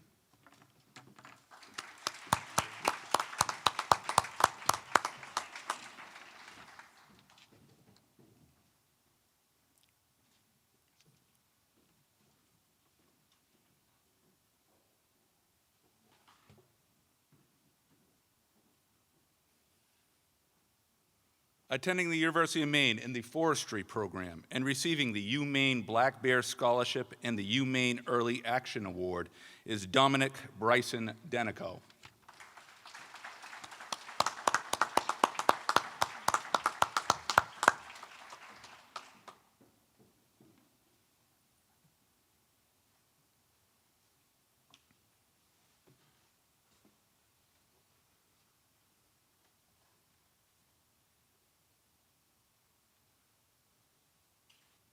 Planning to enter the workforce is Joshua Thomas Robert Dugan.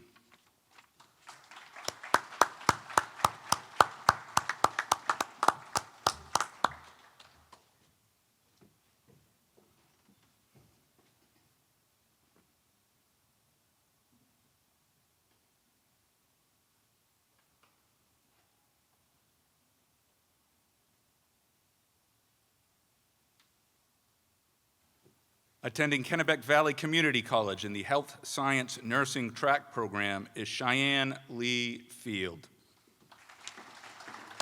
Good job, Cheyenne.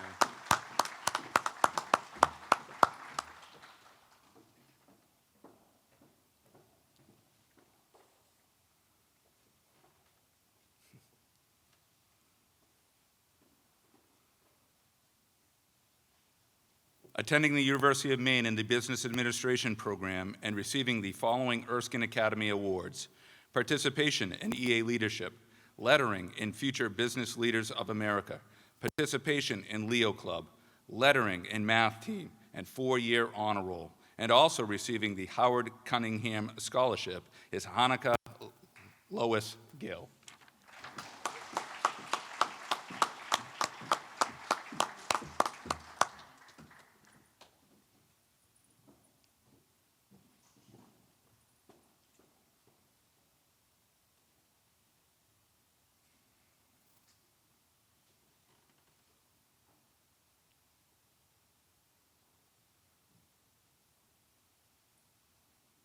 Attending the University of Maine at Augusta in the Mental Health and Human Services program and receiving the Erskine Academy Award for 4-year honor roll, and also receiving the University of Maine at Augusta Dean's Academic Scholarship is Emily Rose Jakes.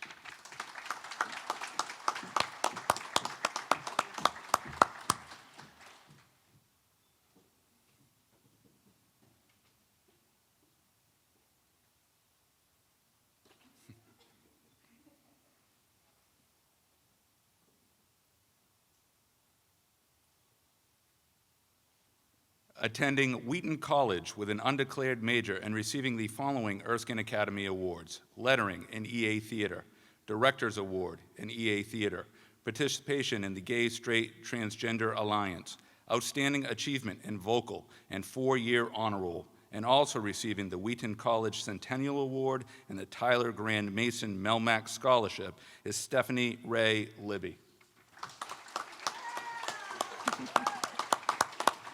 Good job, Steph.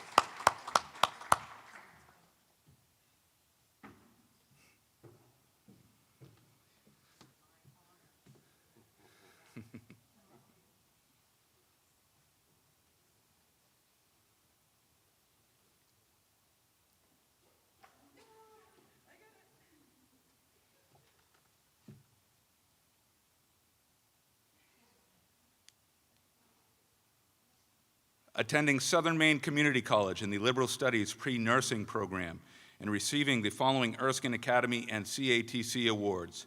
Certified Nursing Assistant, 110% award. Participation in the Future Business Leaders of America. Participation in Yearbook. Participation in Hope. And 4-year honor roll. And also receiving the John M. Albison Scholarship is Adelaide Janae Morris.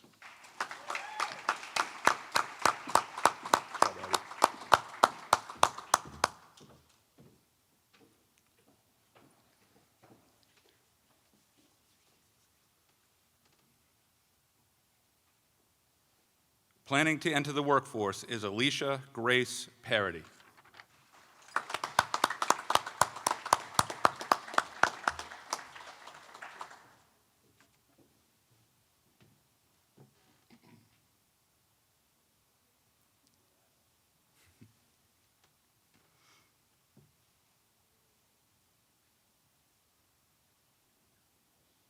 Serving his country by joining the United States Marine Corps and receiving the CATC Award for Building Construction 2 110% Award is Isaac Saul Peavy. Good job, Isaac.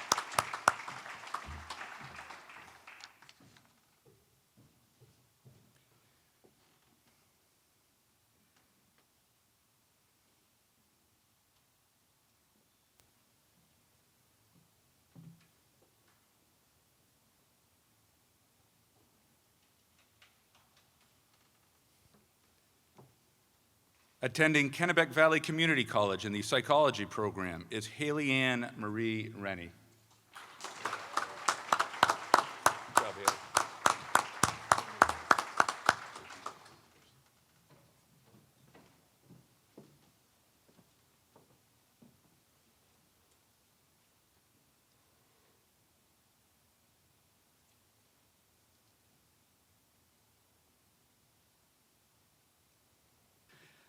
Attending the University of Maine in the Civil and Environmental Engineering program and receiving the following Erskine Academy Awards. Excellence in Custom Wood Production and 4-year honor roll is Derek Adam Bollier.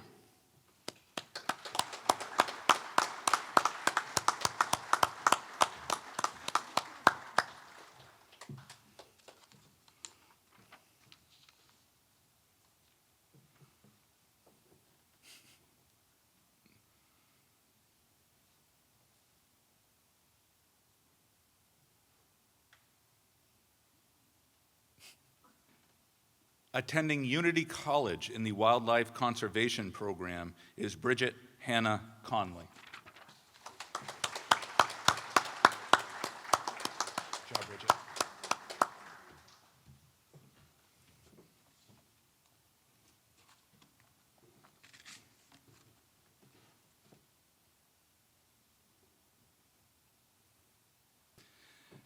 Attending the University of Maine at Augusta in the Dental Hygiene program and receiving the following Erskine Academy Awards: participation in AFS and 200 or more hours of community service, and also receiving the University of Maine at Augusta Dean's Academic Scholarship and the University of Maine at Augusta $10,000 Scholarship is Alyssa Marie Hale. Good job, Alyssa.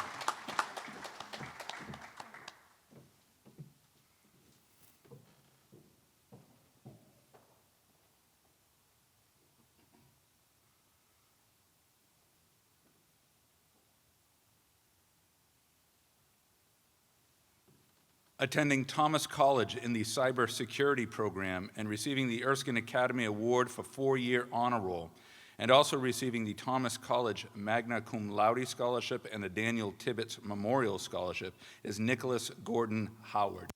Good job, man.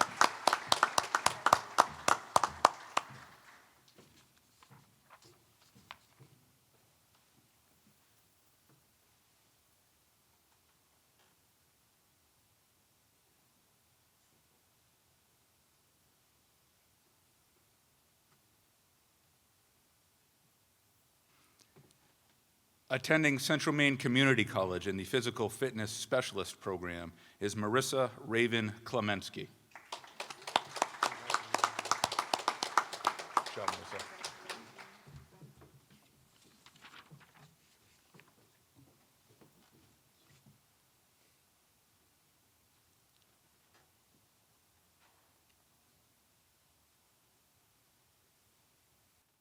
Attending Kennebec Valley Community College in the welding program and receiving the Erskine Academy Award for being the 2020 J.A. Titan Challenge Regional winner is Riley Alois Kunish.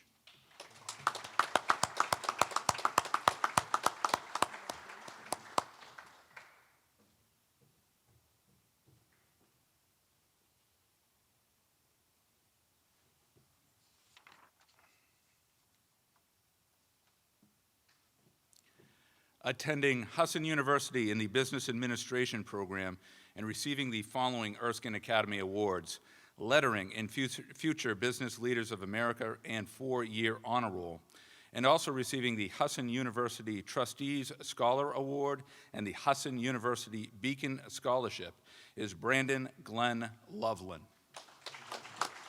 Good job, Brandon.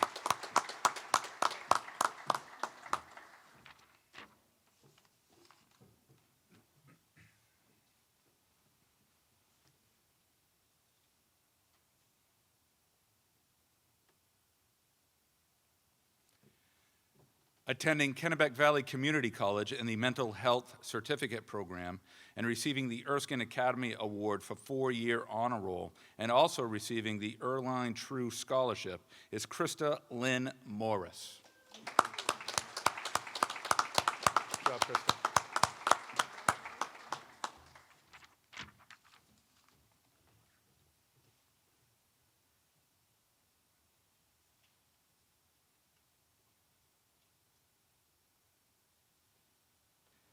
Attending Kennebec Valley Community College in the Business Administration Marketing Management program and receiving the following Erskine Academy Awards: lettering in Future Business Leaders of America and 4-year honor roll is Dominic Joseph Rodrigue.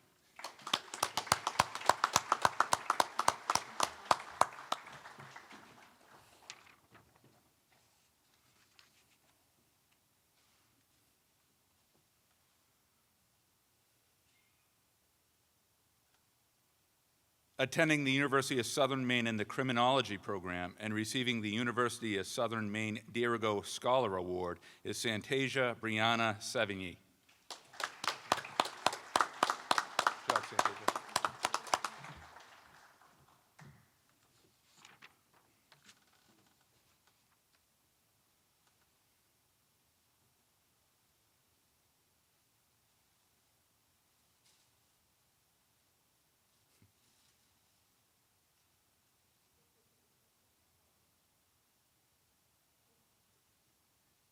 Currently owning and operating his own business in Winthrop is Nicholas Anthony Shelton.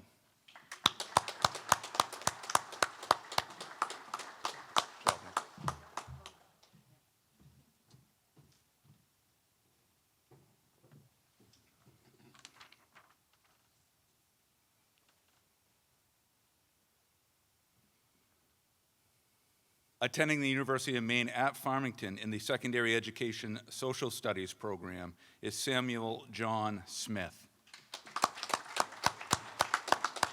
Good job, Sam.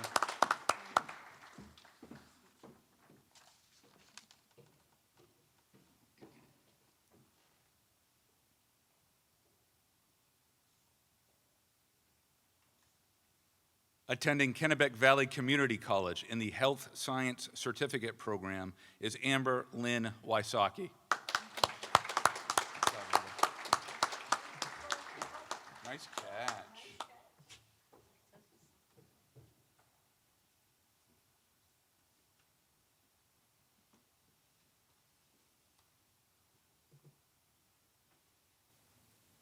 Attending the University of Maine in the Wildlife Ecology Program and receiving the Erskine Academy Award for participation in Leo Club, and also receiving the UMaine Black Bear Scholarship and the UMaine Early Action Award is Abigail Monica Courts.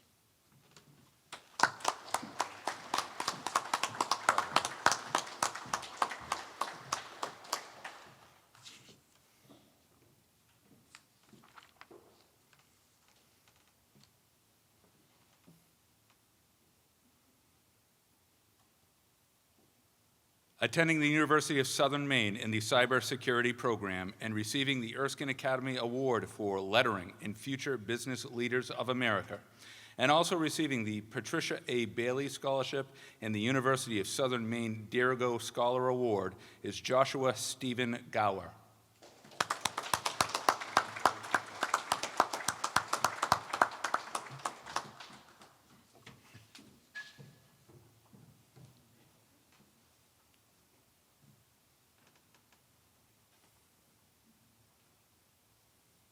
Planning to enter the workforce is Kyle Jacob Jones.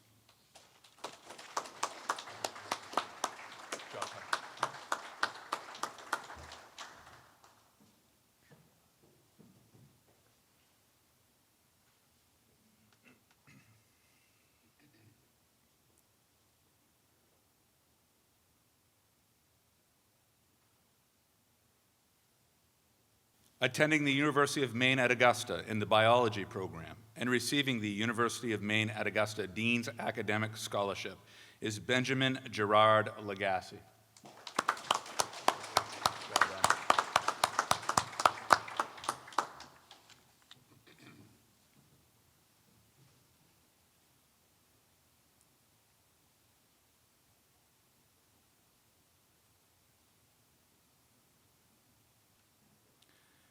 Attending Kennebec Valley Community College in the General Studies program is Sean Keith Manning.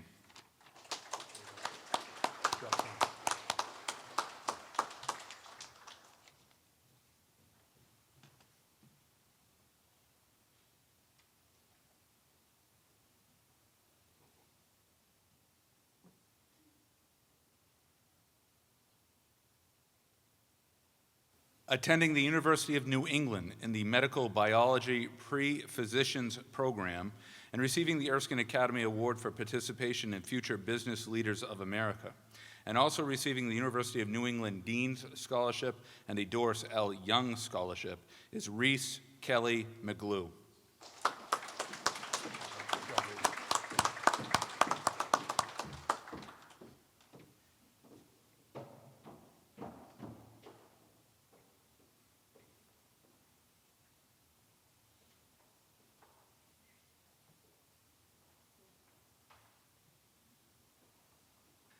Attending East Tennessee State University in the radiology program and receiving the following Erskine Academy Awards: participation in EA leadership, lettering in youth in government, and 4-year honor roll is Matthew Lawrence Stoltz.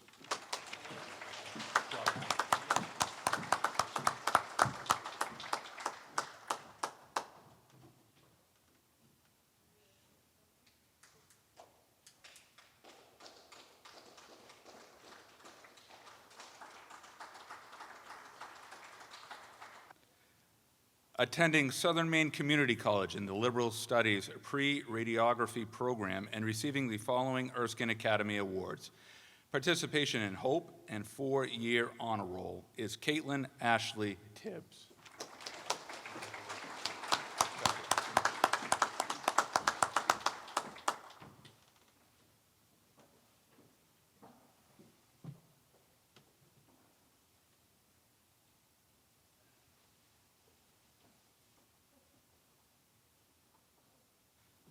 Planning to enter the workforce and receiving the Erskine Academy Award for participation in the gaming club is Caitlin Marie Timms.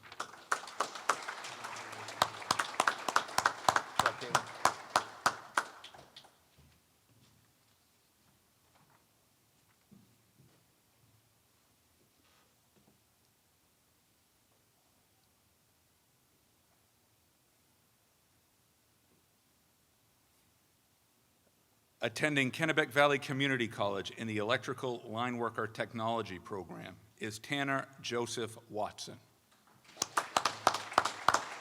Drop down.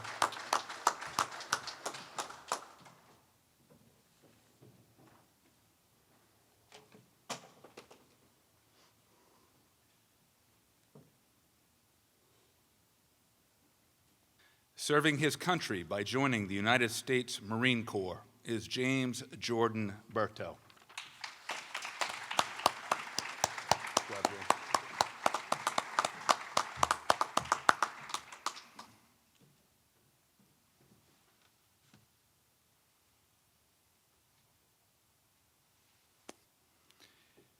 Planning to enter the workforce is Alexander James Buzzle. Good job, Alex.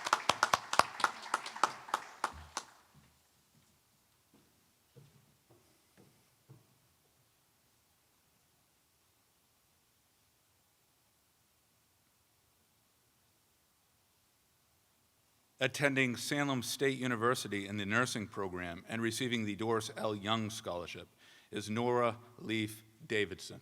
Good job, Nora.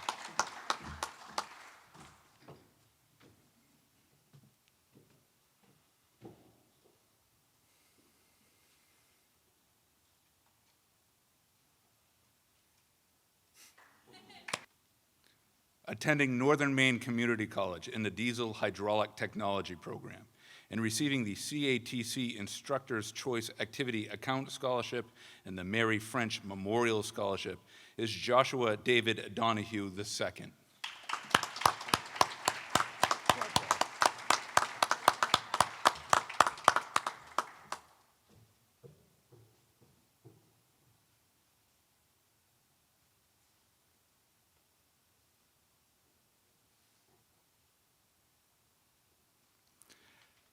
Attending Central Maine Community College in the Plumbing and Heating Technology Certificate Program and receiving the CATC Award for highest grade in Plumbing and Heating 2 is Jacob Allen Elsmore.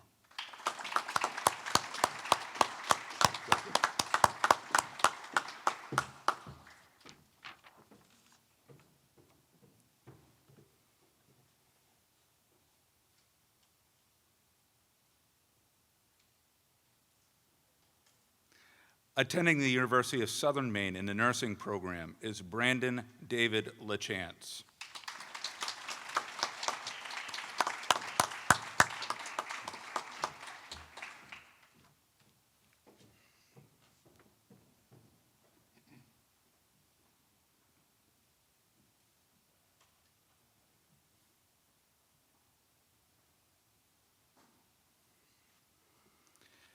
Attending the University of Maine in the biology program and receiving the following Erskine Academy Awards: the Eagle Award, the Distinguished Athlete Award from the United States Marine Corps and 4-year honor roll, and also receiving the UMaine Heritage Scholarship, the UMaine Early Action Award, and the Harold S. and Sarah Turner Scholarship is Jordan Christine Linscott.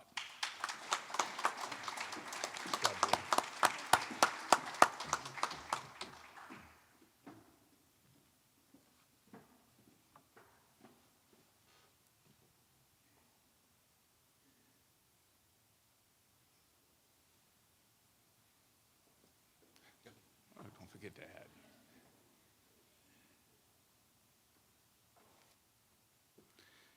Planning to enter the workforce is Marissa Nicole McGraw.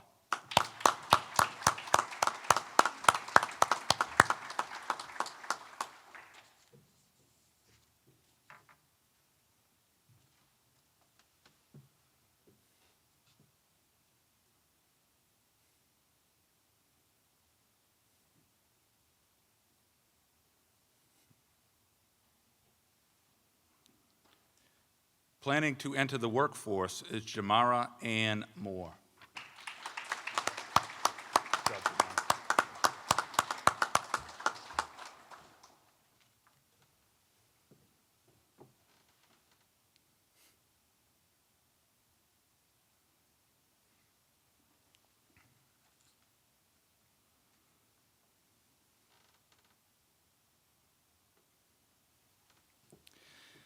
Attending the Studio School Los Angeles in the Commercial Dance Program and receiving the following Erskine Academy Awards: participation in EA leadership, lettering and president of Student Council President Trophy, 200 or more hours of community service, most improved in clay, and 4-year honor roll, and also receiving the Studio School Next Generation Scholarship, the Studio School Merit Scholarship, the Erskine Academy Employees Scholarship, the Francis M. Averill Award, the National Honor Society Kara Roughgarden Memorial Scholarship, and the KSW Federal Credit Union James A. Veyu Scholarship is Lindsay May Pelot.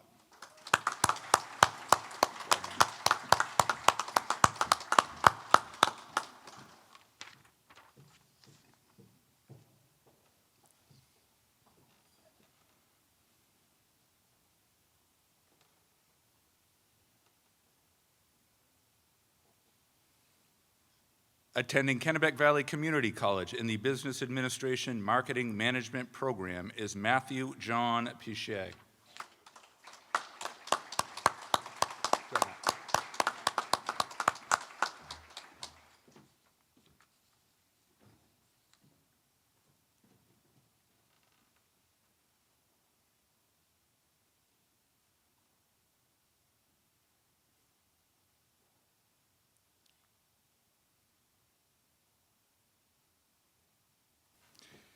Serving his country by joining the United States Navy and receiving the CATC Award for Building Construction 2 MVP Award is Curtis James Weymouth.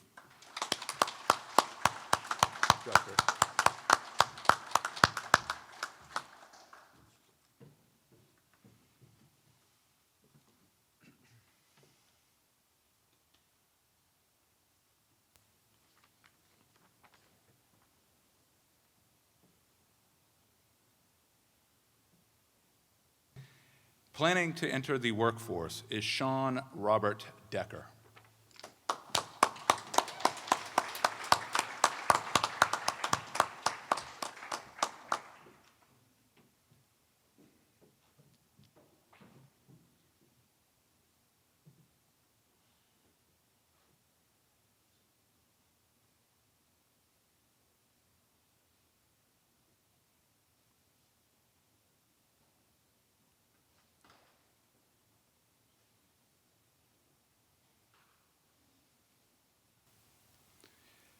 Planning to enter the workforce is Lily Anna Daraps.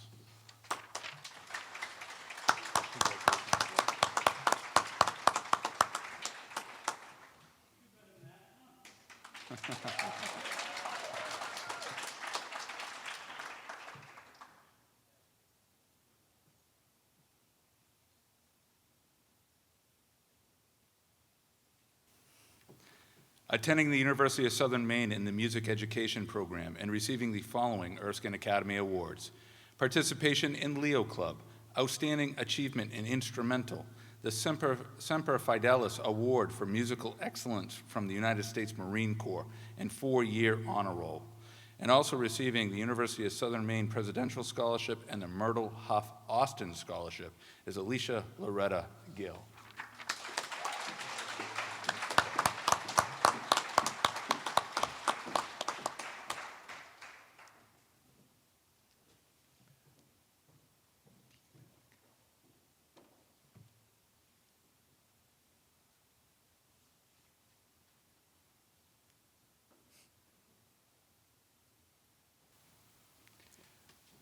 Attending the School of Art Institute of Chicago in the Illustration Program and receiving the Erskine Academy Award for participation in the book club is Ella Grace Giroux.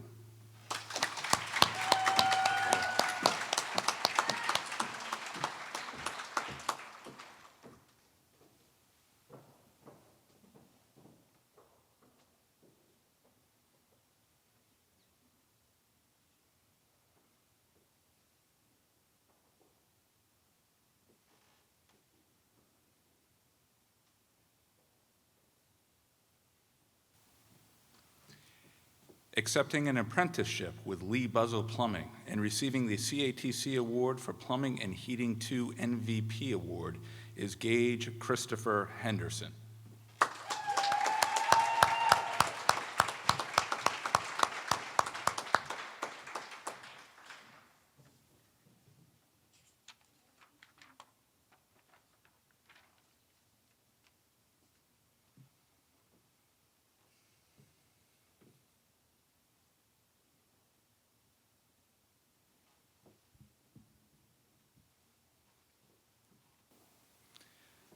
Attending the University of Southern Maine with an undeclared major and receiving the University of Southern Maine Dirigo Scholar Award is Luke Andrew Jordan.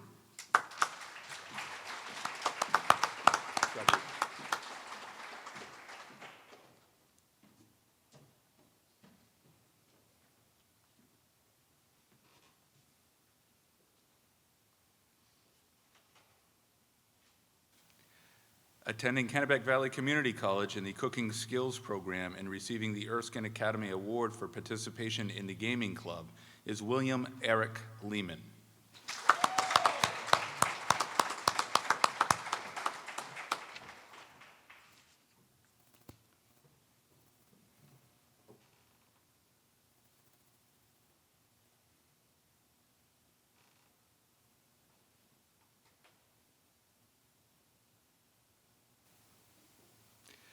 Attending Southern Maine Community College in the Medical Assisting Program is Jimeno Isabella Maynard.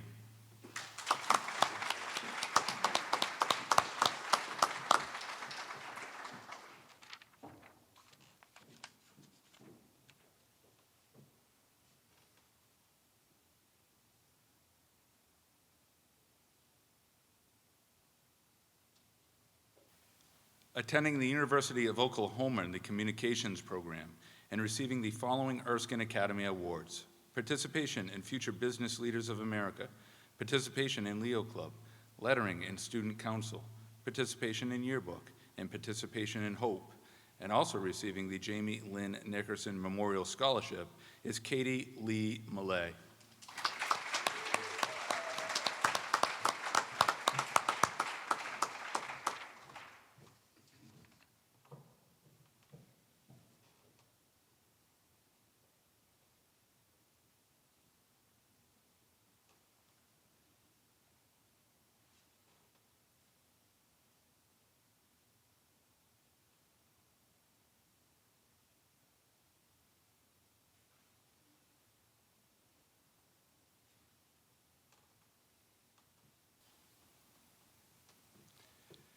Planning to enter the workforce is Joseph Allen Peasley, Jr.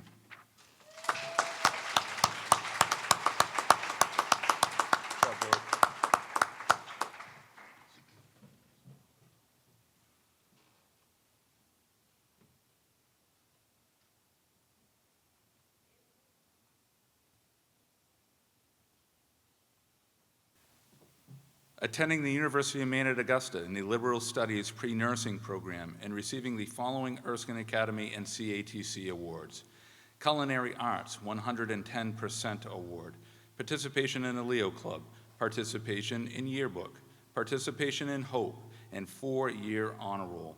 And also receiving the University of Maine at Augusta Academic Scholarship and the Pauline M. H. Grimshaw Memorial Scholarship is Serena Ashley Sepulvedo.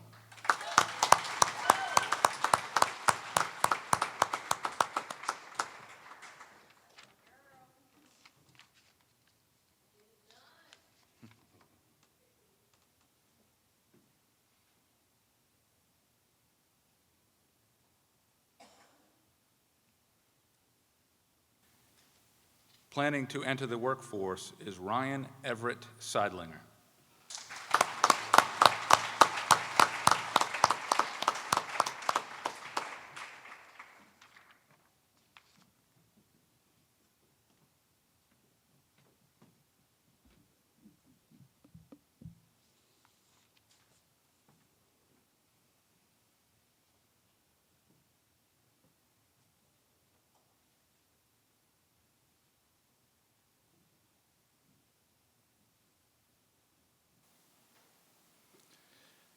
Attending the University of Maine in the Business Program and receiving the following Erskine Academy Awards.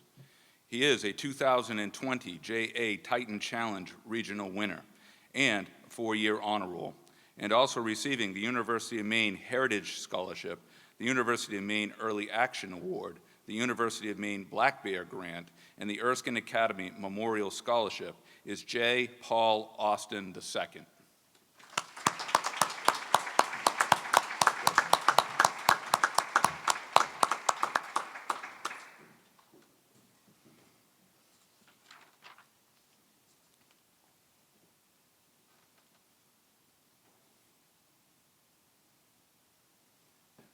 Planning to enter the workforce and receiving the CATC Award for Auto Collision Instructors Choice Tool Award is Coltai Edward Calzone.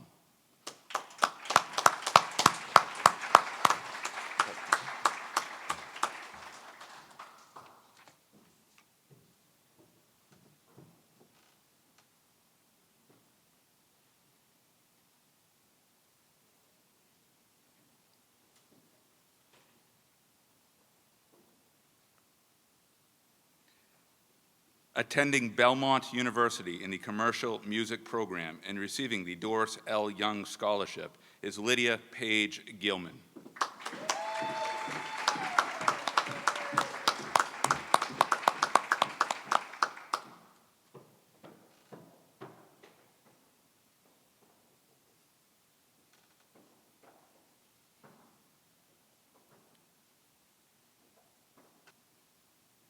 Planning to enter the workforce and receiving the Erskine Academy Award for participation in the gaming club is Ian Isaac Gunberg.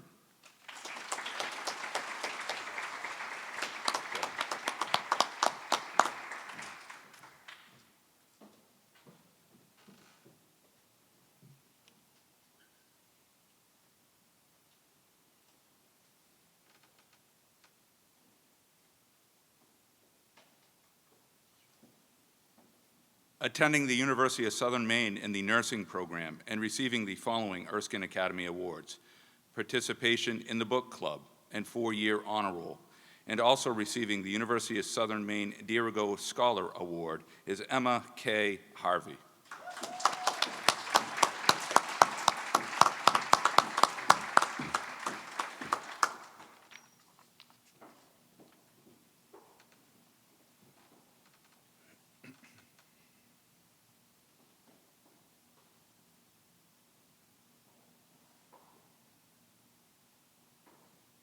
Attending the University of Maine at Augusta in the Computer Information Systems program is Ricker Carver Murphy Jean.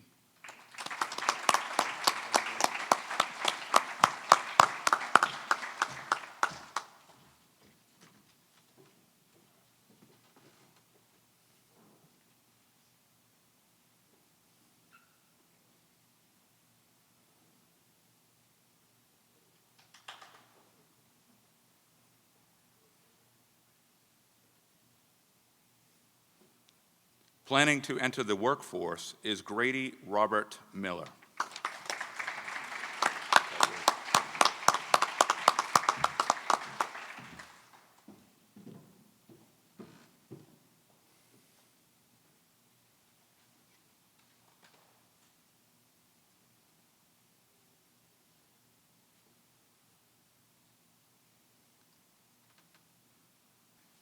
Planning to enter the workforce is Shelley Dawn Peasley.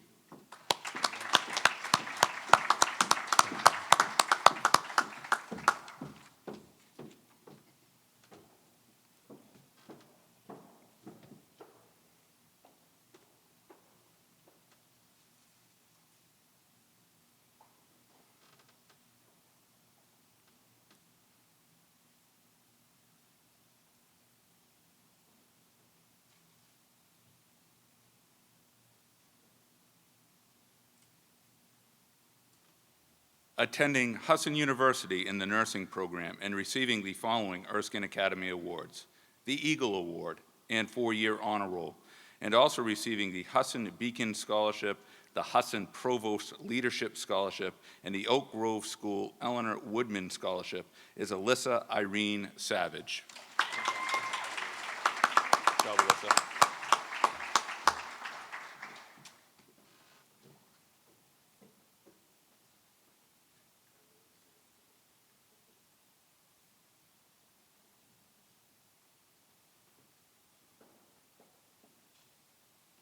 Attending Rensselaer Polytechnic Institute in the Computer Science program and receiving the following Erskine Academy Awards: participation in the book club, lettering in EA Theater, lettering in Youth in Government, earning the Excellence in Youth in Government trophy, and participation in the gaming club, and also receiving the Mildred Joseph Scholarship is Dominic Cadence Smith. Good job, Ben.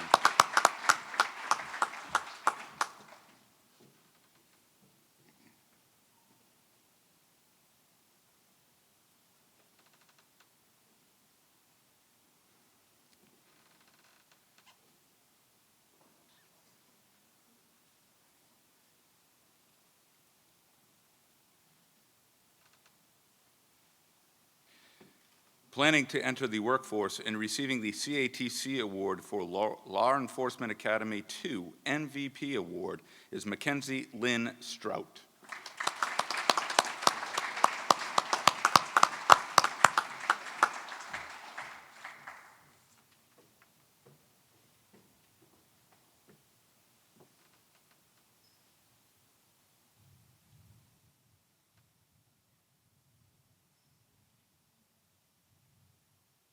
Attending the University of Southern Maine in the Criminology program and receiving the Erskine Academy Award for participation in EA leadership, and also receiving the Erskine Academy Memorial Scholarship, is Courtney Lynn Tibbetts.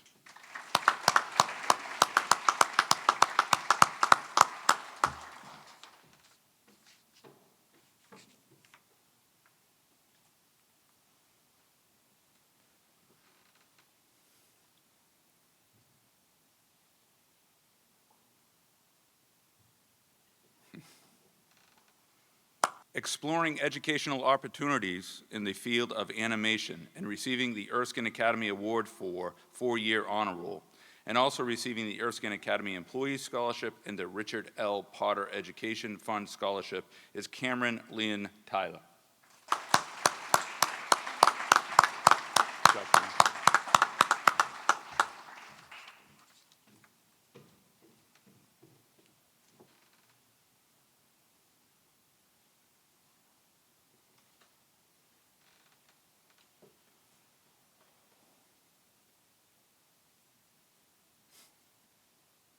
Planning to enter the workforce is Wesley Joseph Wood.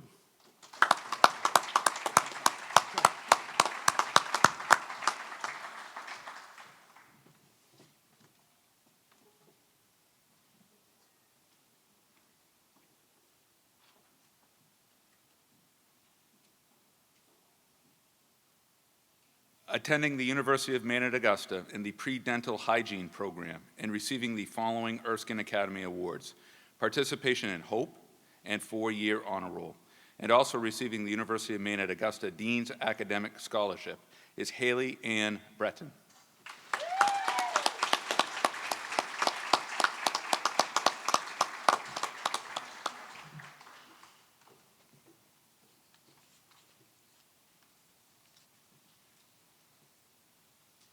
Attending Kennebec Valley Community College in the Business Administration Accounting program and receiving the CATC Award for Graphic Design and Printing 2 MVP Award, and also receiving the Embark Scholarship and the CATC Graphic Design Activity Account Scholarship is Jada Hope Fredette.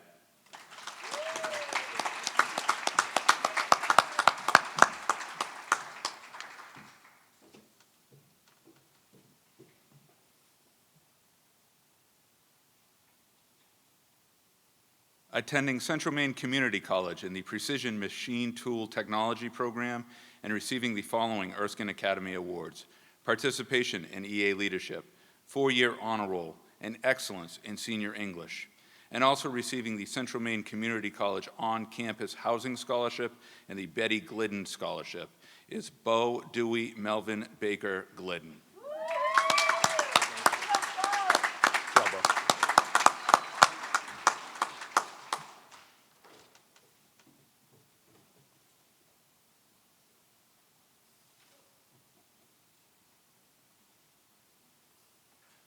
Attending Central Maine Community College in the Life Sciences program and receiving the following Erskine Academy Awards: Vice President of the Senior Class, participation in EA leadership, lettering in Student Council, and 200 or more hours of community service, and also receiving the Annie Lyon Dodge Eva May Lyon Scholarship and the Francis Dow Newton Memorial Scholarship is Tori Rose Grass.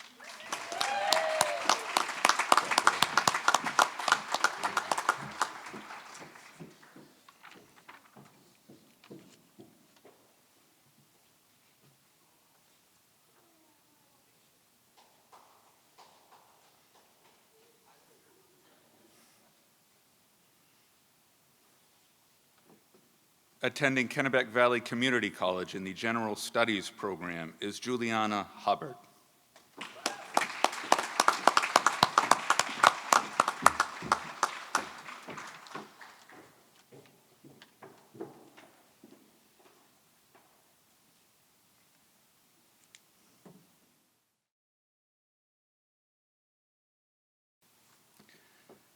attending Thomas College in the Business Administration program, and receiving the following Erskine Academy Awards: Lettering in Future Business Leaders of America, Excellence in Introduction to Business and Entrepreneurship. He is a 2020 J.A. Titan Challenge Regional winner, and he's on the 4-year honor roll. And he's also receiving the Thomas College Magna Cum Laude Scholarship, the Thomas College Dirigo Award, and the John W. Boynton Baseball Scholarship. He is Cole Jefferson LeClaire. Good job, Cole.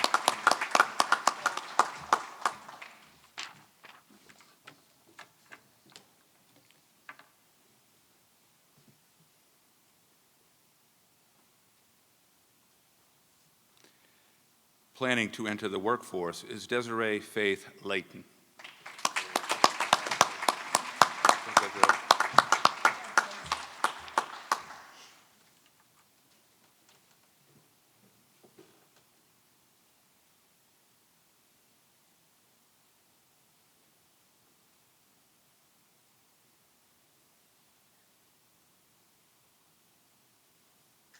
Attending the University of Southern Maine in the English program and receiving the following Erskine Academy Awards: participation in the book club, lettering in EA Theater, and participation in the Gay Straight Transgender Alliance.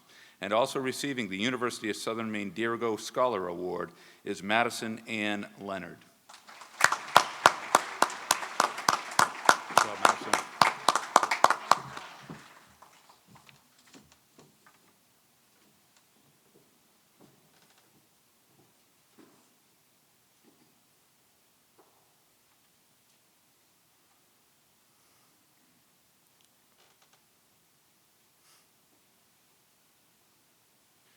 Planning to enter the workforce is Dalton Wyatt Pushard.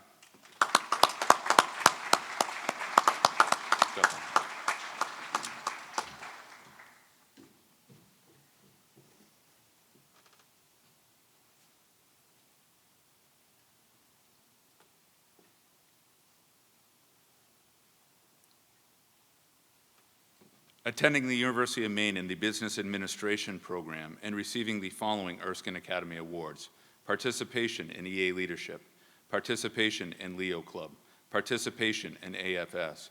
He has earned the Eagle Award. He earned the Distinguished Athletic Award from the United States Marine Corps.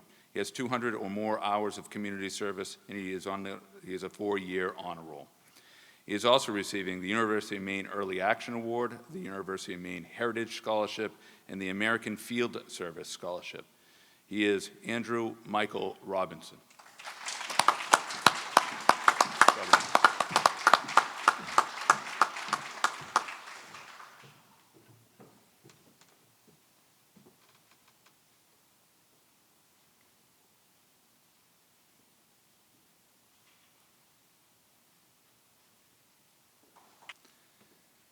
Attending Kennebec Valley Community College in the Carpentry and Building Science program is Michael Dean Rogers.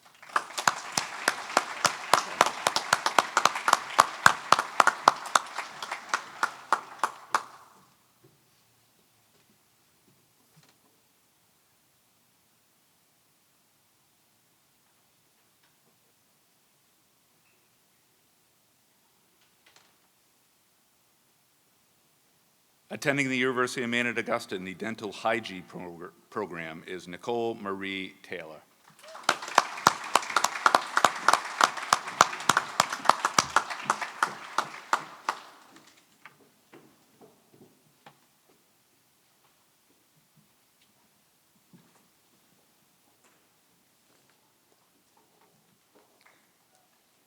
Attending Kennebec Valley Community College in the Health Science Certificate program is Summer Nicole Curran.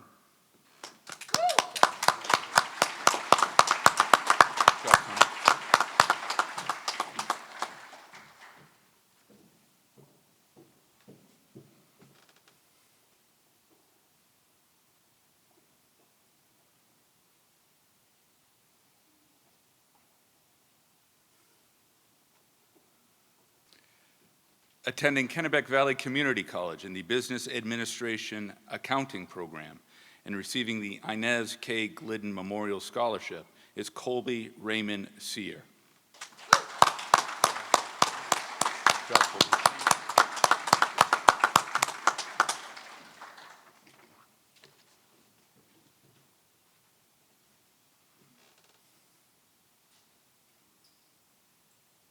Attending the University of Maine with an undeclared major and receiving the following Erskine Academy Awards: lettering and math team, earning the high scorer math team trophy, participation in the gaming club, and most improved in vocal, and also receiving the University of Maine Heritage Scholarship, the University of Maine Music Scholarship, the University of Maine Early Action Scholarship, is Michael Emerson Dusso, Jr.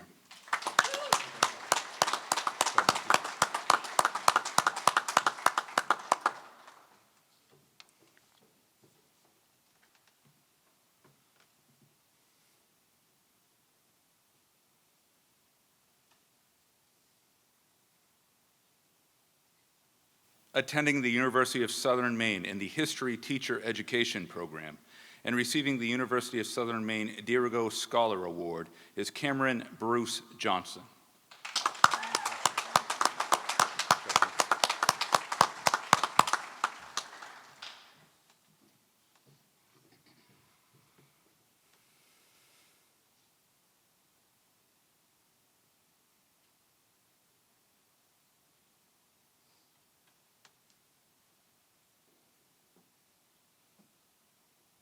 Attending Kennebec Valley Community College in the Early Childhood Education Program is Sydney Jordan Lord.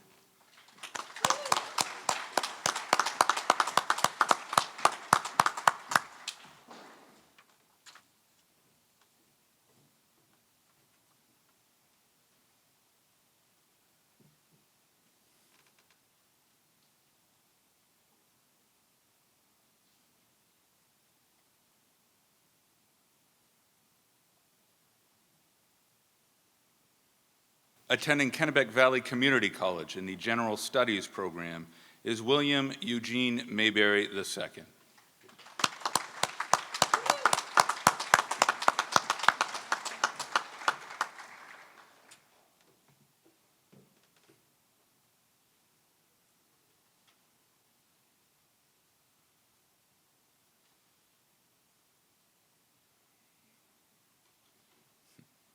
Attending Central Maine Community College in the Graphic Design program is Jasmine Lee Plugi.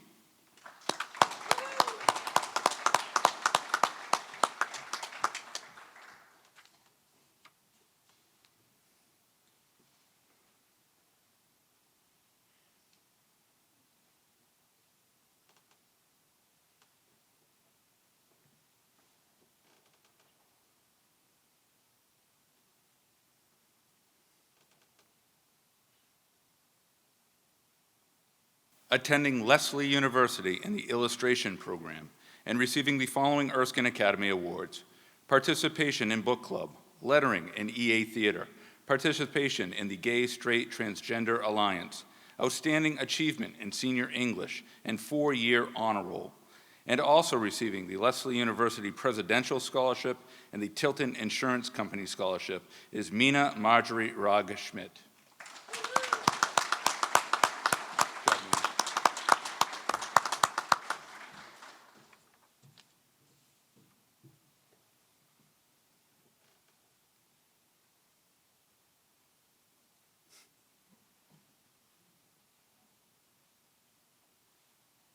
Attending the University of Maine at Augusta in the Crime Analysis and GIS program is Danielle Lee Shorey. Congratulations.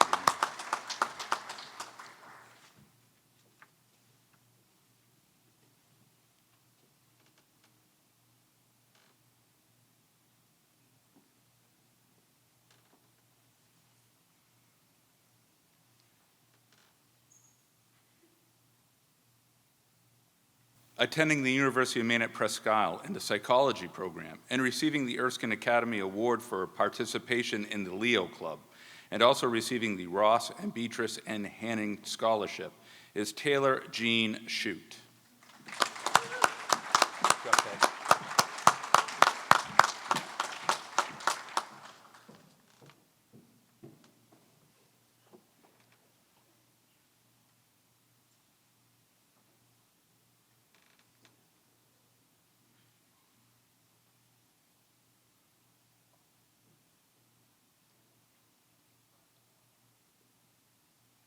attending Kennebec Valley Community College in the Early Childhood Education Program, and receiving the Erskine Academy Award for participation in the book club, and also receiving the Embark Scholarship, is Alyssa Denise Sleeper.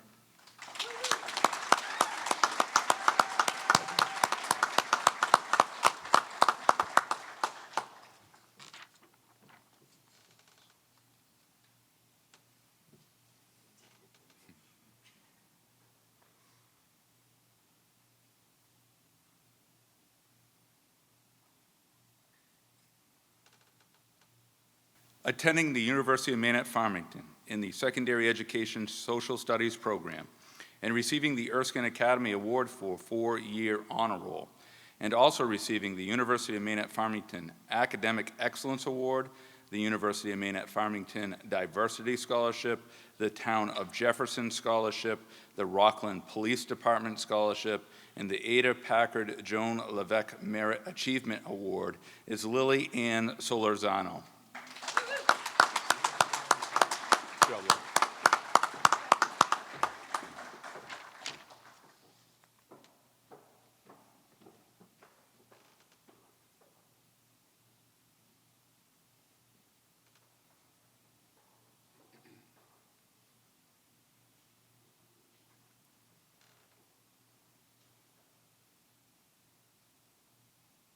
Attending Kennebec Valley Community College in the Electrical Technology Associate Program is James Bryant Sugden.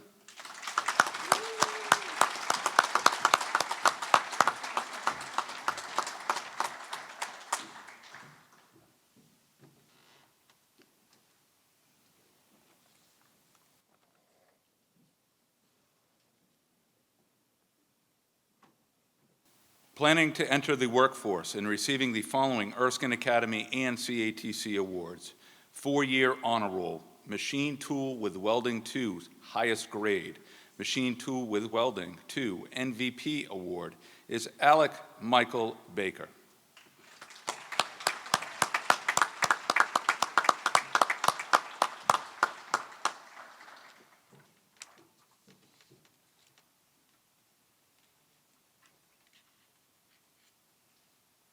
Attending the University of Maine at Augusta in the biology program and receiving the following Erskine Academy awards: participation in Leo Club, participation in AFS, 200 or more hours of community service, 4-year honor roll, and excellence in psychology, and also receiving the University of Maine at Augusta Dean's Academic Scholarship, the Doris L. Young Scholarship, and the Kermit E. Jordan Scholarship is Julia Marie Basham.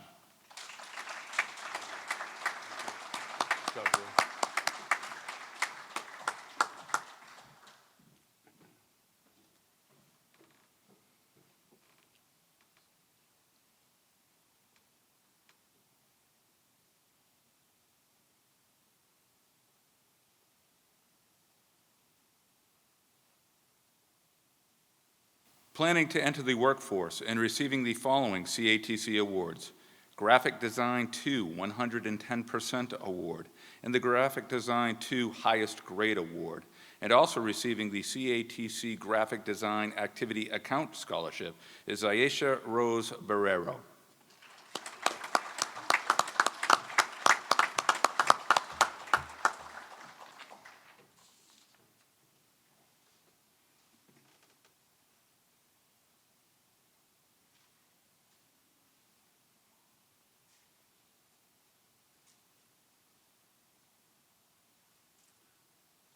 Attending Central Maine Community College in the Electromechanical Technology program and receiving the following Erskine Academy and CATC awards: Electrical Tech 2 MVP Award, National Technical Honor Society, Lettering in EA Theater, and 4-year honor roll.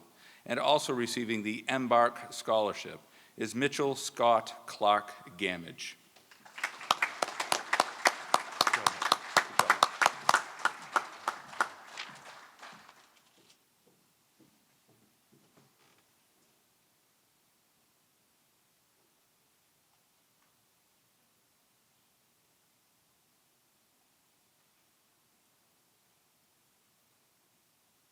Attending Central Maine Community College in the Computer Technology program and receiving the CATC Award for Computer Tech 110% Award, and also receiving the Embark Scholarship, is Alex Marie Huntley.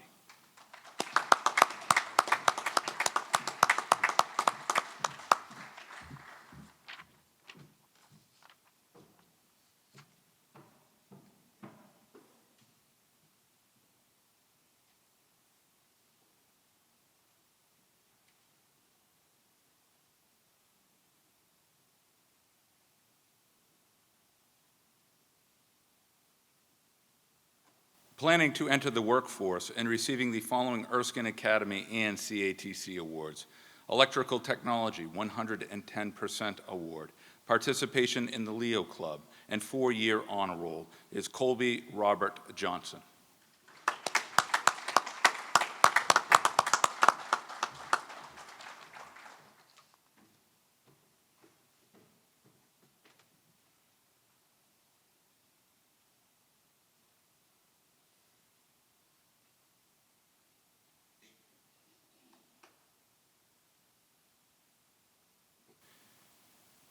Planning to enter the workforce and receiving the Erskine Academy Award for participation in the Gaming Club is Chandler John Peel.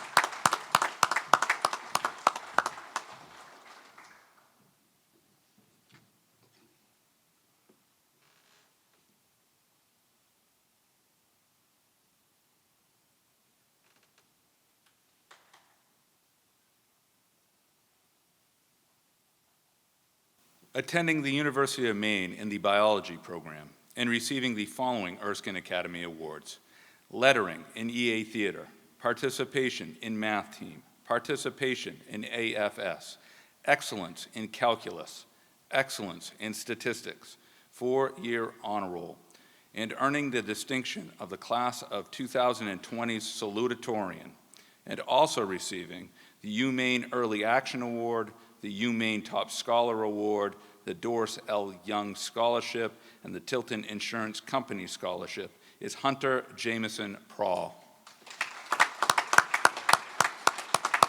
Good job, Hunter.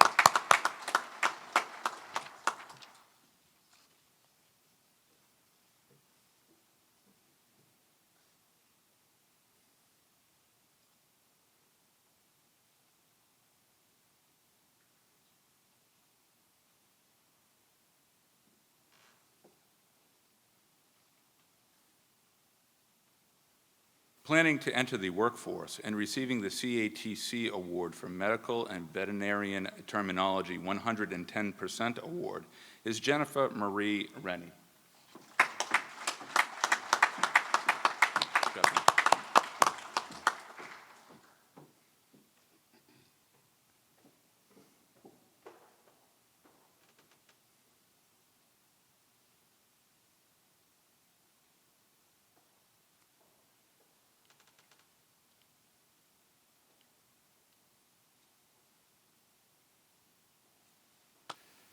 Attending Husson University in the Physical Therapy program and receiving the Erskine Academy Award for 4-year honor roll, and also receiving the Husson University Provost Leadership Scholarship, the U. and Husson Scholarship, Husson University Beacon Scholarship, and the Lily of the Valley Chapter Eastern Star Weeks Mills Scholarship is Mitchell John Reynolds.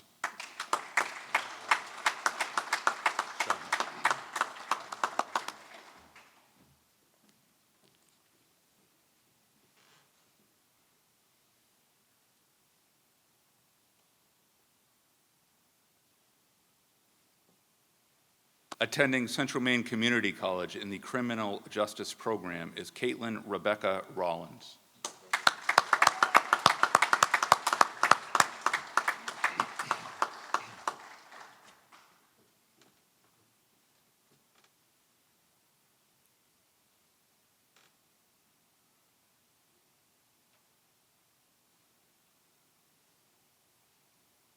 Attending Thomas College in the Finance Program and receiving the Thomas College Magna Cum Laude Scholarship, the Gertrude Jordan Scholarship, the Augusta Elks Scholarship, the Erskine Academy Employees Scholarship, and the Erskine Academy National Honor Society Scholarship is Jacob Richard Sutter.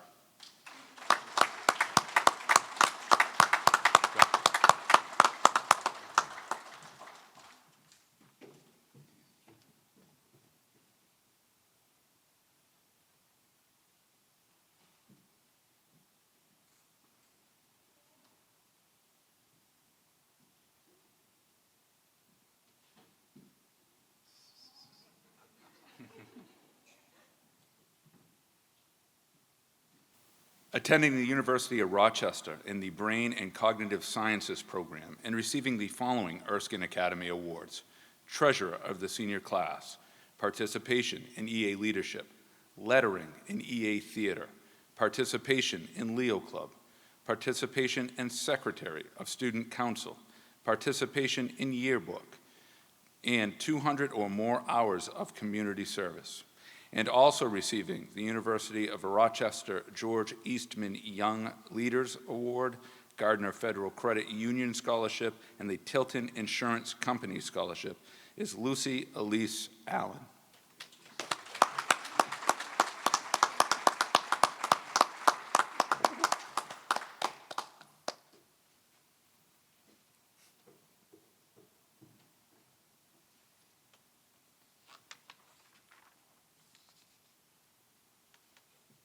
Attending Kennebec Valley Community College in the Sustainable Construction Program and receiving the following Erskine Academy Awards: 200 or more hours of community service and 4-year honor roll, and also receiving the Literacy Volunteers of Waterville Area Scholarship, the Daniel Tibbetts Memorial Scholarship, the Augusta Elks Scholarship, the Grand Chapter of Maine Royal Arc Masons Scholarship, and the Vassalboro Business Association Scholarship is Adam Joseph Bonifant.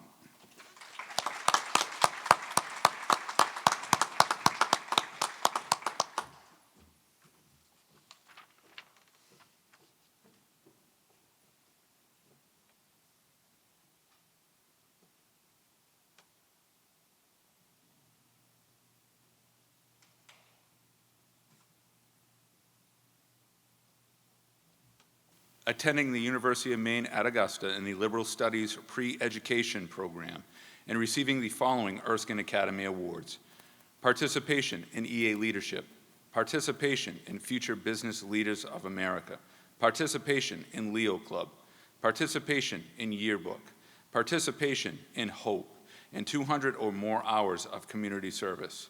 And also receiving the University of Maine at Augusta $10,000 scholarship and the Daniel Tibbetts Memorial Scholarship is Faith Ann Bunnell.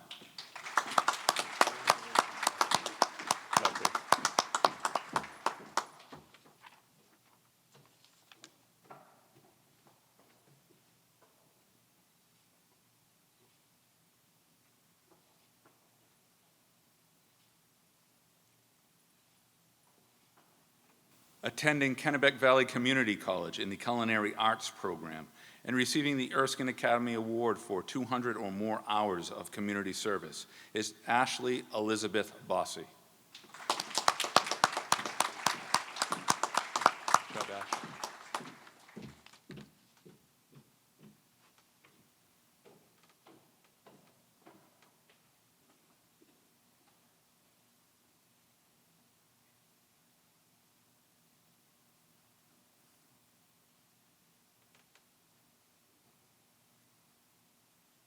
Planning to enter the workforce is David Allen Chubbuck, Jr.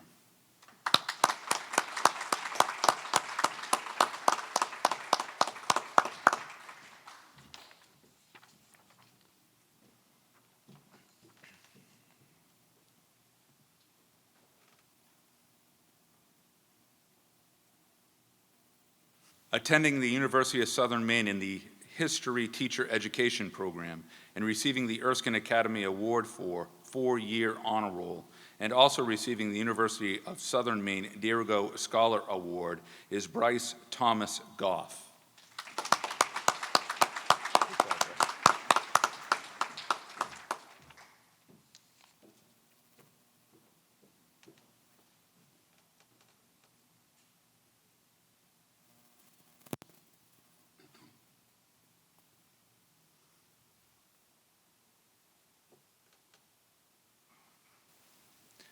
attending Thomas College in the accounting program, and receiving the following Erskine Academy Awards: participation in EA leadership, lettering in yearbook, 200 or more hours of community service, excellence in architectural drafting, outstanding achievement in accounting, the award for scholastic excellence from the United States Marine Corps, and 4-year honor roll, and also receiving the Thomas College Summa Cum Laude Scholarship, the Thomas College Lunder Scholarship, the Betty Glidden Scholarship, the Daniel Tibbetts Memorial Scholarship, the Winslow Community Federal Credit Union Scholarship, the Boynton Weber American Legion Post 179 Scholarship, and the National Honor Society Scholarship is Summer Angel Hotham.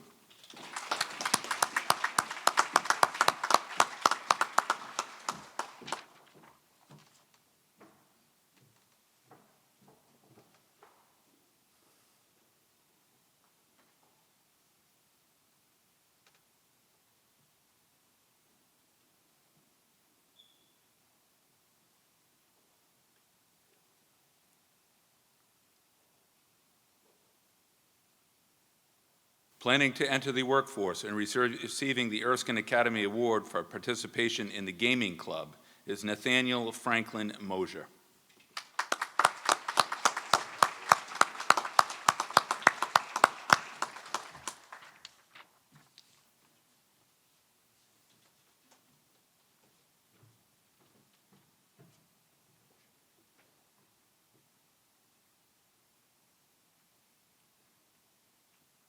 Planning to enter the workforce and receiving the Erskine Academy Award for participation in the gaming club is Jareth Zephyr Pierpont.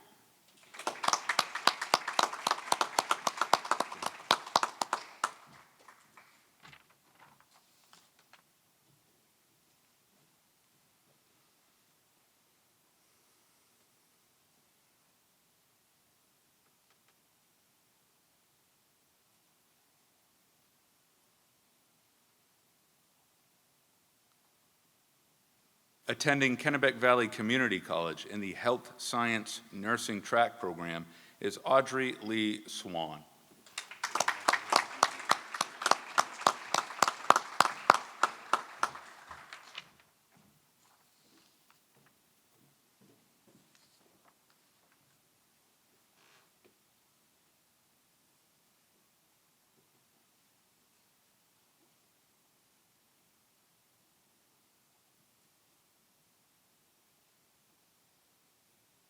Attending Central Maine Community College in the Esports Management program is Kobe Jaden Thomas.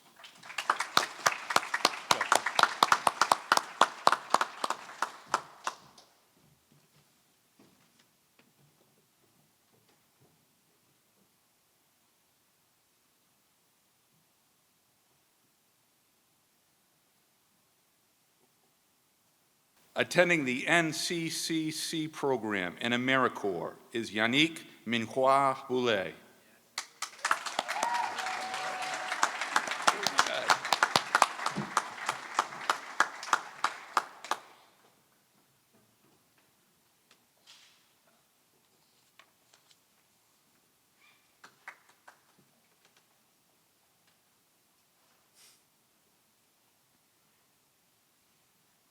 Planning to enter the workforce and receiving the following CATC awards: Auto Collision 2 MVP Award and the Auto Collision Instructor's Choice Tool Award is Jacob Scott Cater.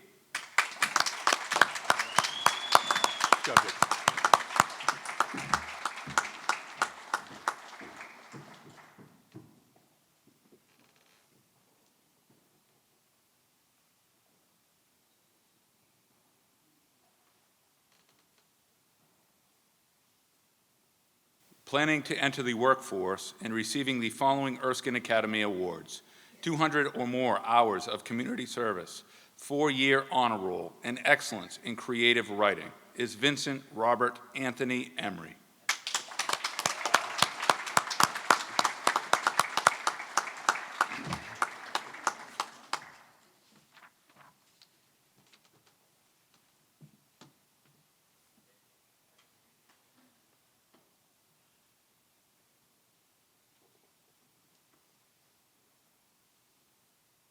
Attending the University of Maine at Farmington in the elementary education program and receiving the Erskine Academy Award for participation in AFS.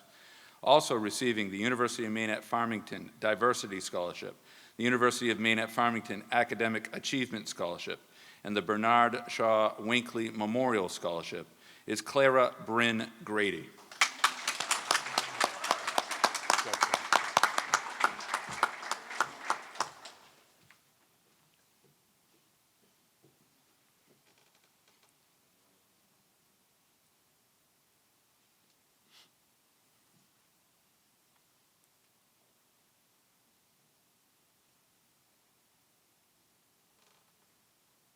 Attending Kennebec Valley Community College in the General Studies program is Nicholas Aaron Hayden.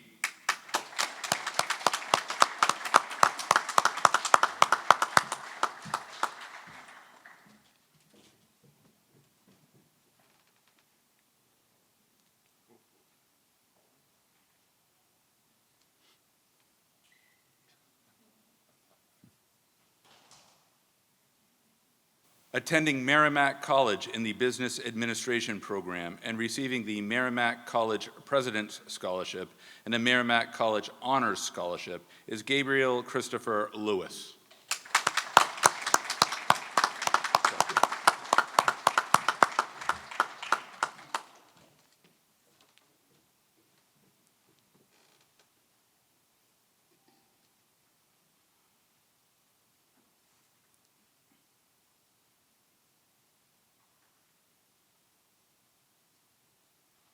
Attending the University of Southern Maine in the psychology program and receiving the following Erskine Academy Awards: participation in book club, participation in EA leadership, lettering in EA theater, the Director's Award for EA theater, participation in the Gay Straight Transgendered Alliance, lettering in student council, 200 or more hours of community service, and 4-year honor roll. And also receiving the University of Southern Maine President's Scholarship, the Kennebec Behavior Health Scholarship, and the Kiwanis Club Scholarship is Benjamin Delbert Reed.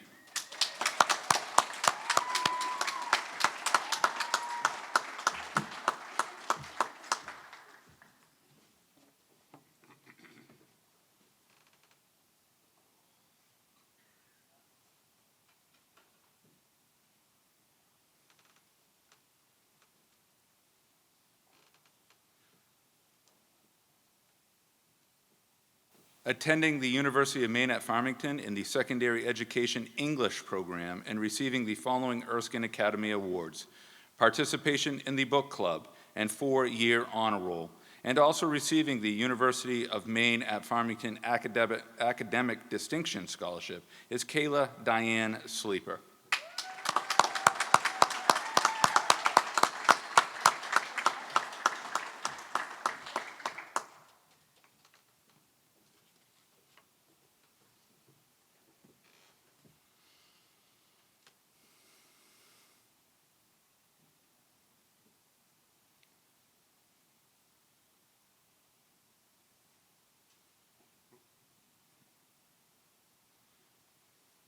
Attending Husson University with an undeclared major is Kaylee Rose Winham.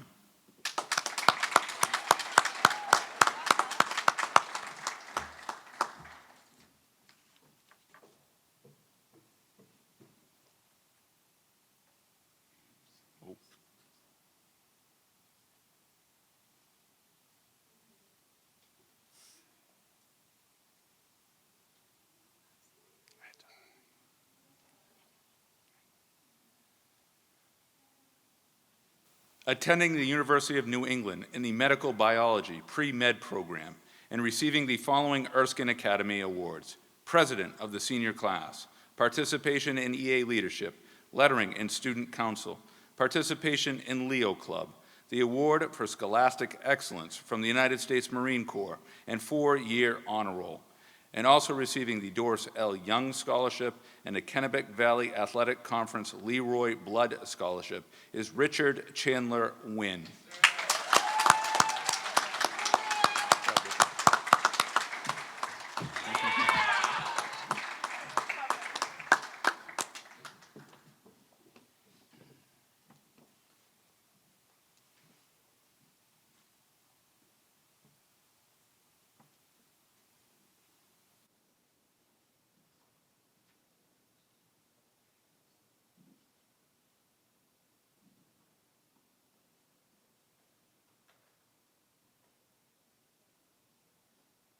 Graduates, we have one final piece of business to take care of, but before I do, knowing that this is the last of the 151 that we graduated this year, over 2 days and 12 ceremonies, we've just finished graduating 151 members of the 2020 Erskine Academy class. Ours was the first of its kind graduation exercise for Erskine, although our first graduation in 1892 was for only 4 students who had completed 4 years of study. So I'm thinking that they had an even more brief ceremony than yours. We knew that presenting this year's graduation as we have would be safer and more intimate, but we did not know how hard it would be.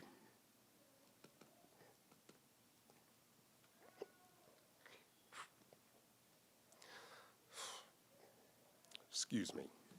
For us not to be able to touch, shake hands with, or embrace our graduates, and congratulations and offering our best wishes.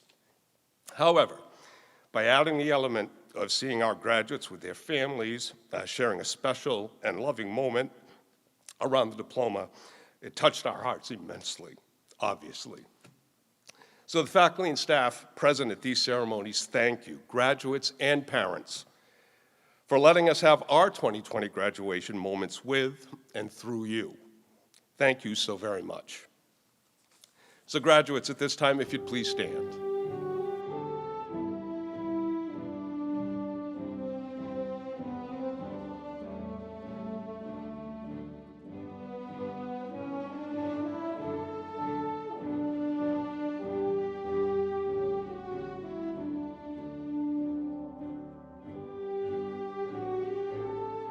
This time, as your public act, signifying the end of your high school experience and the start of a new chapter in your life, please move your tassels from the right to the left.